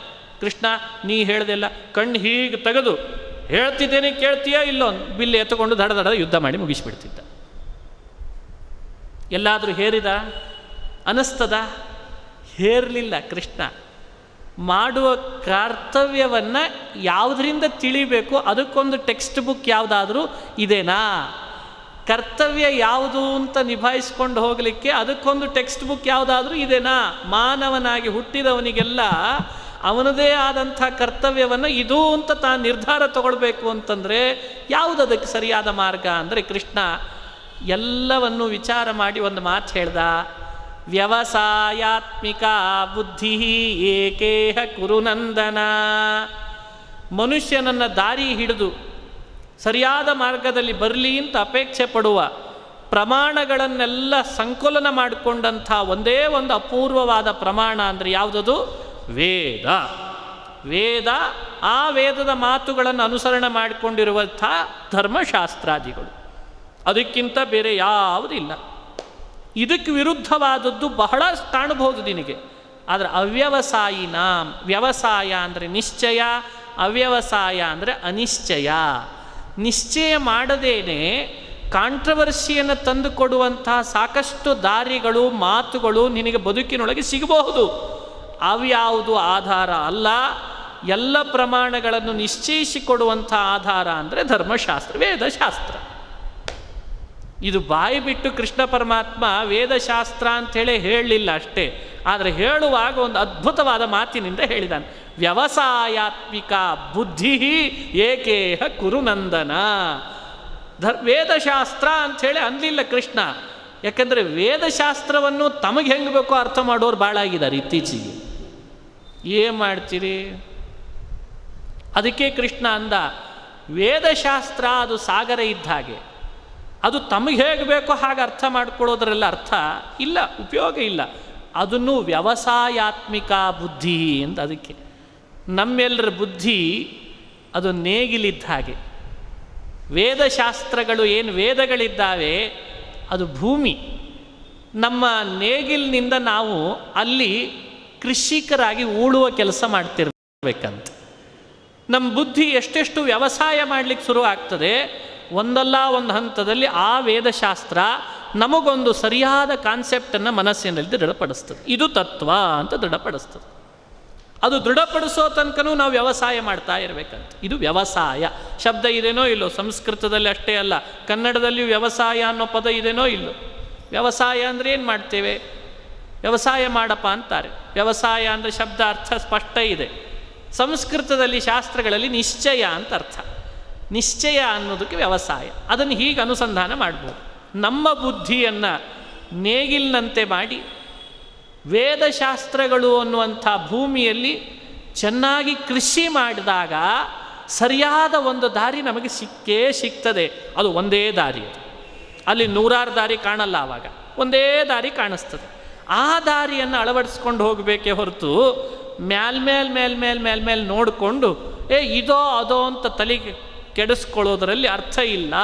ಇದನ್ನು ಕೃಷ್ಣ ಹೇಳಿದ. ಬಹುಶಾಖಾಹ್ಯನಂತಾಶ್ಚ ಬುದ್ಧಯೋ ಅವ್ಯವಸಾಯಿನ. ಸರಿಯಾದ ಕೃಷಿ ಮಾಡದೇ ಇದ್ದವರಿಗೆ ಏನೇನೋ ಕಾಣಿಸ್ಲಿಕ್ಕೆ ಶುರು ಆಗ್ತಾವೆ ಮಾತುಗಳು. ಅವರು ಅದನ್ನೇ ಹೇಳಲಿಕ್ಕೆ ಶುರು ಮಾಡ್ತಾರೆ, ಅವರು ಅದನ್ನೇ ತಿಳ್ಕೊತಾರೆ. ಹಾಗೆ ಮಾಡಬೇಡ, ಕೃಷಿ ಮಾಡು, ತತ್ವ ತಿಳಿದೇ ತಿಳಿತದೆ ಅಂತಂದ. ಕೃಷಿ ಮಾಡು, ತತ್ವ ತಿಳಿತದೆ. ಆದರೂ ಮನಸ್ಸಿನಲ್ಲಿ ಉಳಿದಿರ್ತದಲ್ಲ ಈಗ ಗೊಂದಲ, ಅದಕ್ಕೆ ಕೃಷ್ಣ ಉತ್ತರ ಕೊಡ್ತಾನೆ. ಈಗ ಕೇಳು, ಈಗ ಹೇಳ್ದೆಲ್ಲ ನೀನು ವೇದಗಳಲ್ಲೆಲ್ಲ ಫಲವನ್ನು ಹೇಳ್ತದೆ, ಈ ಫಲಕ್ಕಾಗಿ ಈ ಕರ್ಮ ಮಾಡು ಅಂತ ಬೋಧಿಸ್ತದೆ. ಹಾಗಾದರೆ ವೇದದ ಅಭಿಪ್ರಾಯ ಏನು? ನಿನ್ನ ಅಭಿಪ್ರಾಯ ವೇದದ ಬಗ್ಗೆ ಏನು ಅಂತ ಕೇಳಿ. ಅದಕ್ಕೊಂದು ಮಾತು ಕೃಷ್ಣಂದು. ಹೌದು, ವೇದದಲ್ಲಿಯೂ ಫಲ ಹೇಳ್ತದೆ, ಇಲ್ಲ ಅಂತಲ್ಲ. ಫಲದ ಬಗ್ಗೆ ವಿಶ್ಲೇಷಣೆ ವೇದದಲ್ಲಿ ಇದೆಯಲ್ಲ, ಆದರೆ ವೇದದ ಅಭಿಪ್ರಾಯ ಮನುಷ್ಯರನ್ನು ಫಲದ ಆಸೆ ಕಡೆಗೆ ಕರ್ಕೊಂಡು ಹೋಗೋದಲ್ಲ, ಕರ್ಮದ ಕಡೆಗೆ ಅವನನ್ನು ವಾಲಿಸೋದೇ ಹೊರತು ಫಲದ ಕಡೆಗೆ ಕರ್ಕೊಂಡು ಹೋಗೋದಲ್ಲ ಅಂತ. ವ್ಯಕ್ತಿ ಇವತ್ತು ಯಾವುದೇ ತನ್ನ ಪರಿಸರದಲ್ಲಿ ಬೆಳವಣಿಗೆನೇ ಹೇಗಾಗಿರ್ತದೆ ನಮ್ಮದೆಲ್ಲ ಅಂದರೆ ಫಲಕ್ಕಾಗೇ ಕೆಲಸ ಅಂತ ಮಾಡ್ಕೊಂಡು ಬೆಳೆದಿದ್ದೇವೆ. ನಾವು ನೀವೆಲ್ಲ ಹಾಗೆ ಬೆಳೆದಿದ್ದೇವೆ. ಎಲ್ಲಿ ತನಕ ಸಣ್ಣ ಮಕ್ಕಳಿದ್ದಾಗಿಂದ ಹಿಡಿದು ಹಂಗೆ ಬೆಳೆದಿದ್ದೇವೆ. ನಮ್ಮದು ಚಾಕ್ಲೇಟ್ ಬೇಕಾ ಅಂದರೆ ಇದನ್ನು ಮಾಡು ಅಂತಂತಾರೆ. ಅಲ್ಲಿ ಇದು ಶುರುವಾಗಿದೆ ನೋಡ್ರಿ. ಅಂದರೆ ಸಣ್ಣ ಮಕ್ಕಳಿರುವಾಗಲೂ ನಮ್ಮ ಬೆಳವಣಿಗೆಯಲ್ಲಿ ಅದು ಬೇಕಾ ಹಾಗಾದರೆ ಇದನ್ನು ಮಾಡು, ಇದು ಬೇಕಾ ಹಾಗಾದರೆ ಇದನ್ನು ಮಾಡು ಅಂತ ಬೆಳವಣಿಗೆ ಆಗಿದೆ. ಈ ರೀತಿ ಪರಿಸರದಲ್ಲಿ ಫಲದ ಉದ್ದೇಶವನ್ನು ತೋರಿಸೋದು, ಆಸೆ ತೋರಿಸೋದು, ಕರ್ಮ ಮಾಡಿಸೋದು, ಆಸೆ ತೋರಿಸೋದು, ಕರ್ಮ ಮಾಡಿಸೋದು, ಇದು ಜನಜನಿತ ನಮ್ಮ ಲೋಕದ ವ್ಯವಹಾರದೊಳಗೆ ಕಾಣ್ತೇವೆ. ವೇದವು ಕೂಡ ನಮಗೇನು ಮಾಡ್ತದೆ, ಪ್ರಾರಂಭದ ಹಂತದಲ್ಲಿ ಫಲದ ಆಸೆಯನ್ನು ತೋರಿಸಿ ಕರ್ಮದ ಕಡೆಗೆ ತೋರಿಸ್ತದಂತೆ. ಆದರೆ ಅದರ ಆಂತರ್ಯವೇ ಮನುಷ್ಯರೆಲ್ಲರೂ ಫಲದ ಆಸೆ ಪಟ್ಟು ಕರ್ಮ ಮಾಡಲಿ ಅಂತಲ್ಲ. ಮತ್ತೇನು ಅವರ ಆಂತರ್ಯ ಅಂದರೆ, ಕರ್ಮದಲ್ಲಿ ಅಭ್ಯಾಸ ಆಗ್ತಾ ಆಗ್ತಾ ಬರ್ತಾ ಬರ್ತಾ ತಾನಾಗೆ ಫಲದ ಆಸೆಯನ್ನು ಬಿಡಲಿ ಅನ್ನೋದೇ ವೇದದ ಅಭಿಪ್ರಾಯ.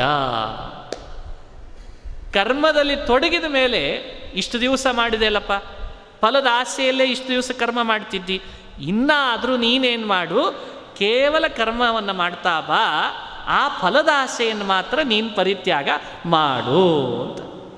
ಇದರಲ್ಲಿ ನಮ್ಮನ್ನು ತೊಡಗಿಸೋದೇ ವೇದದ ಉದ್ದೇಶ. ಇದು ನಿಜವಾದ ಸೈನ್ಸ್, ಇದು ವೇದದ ಜ್ಞಾನ.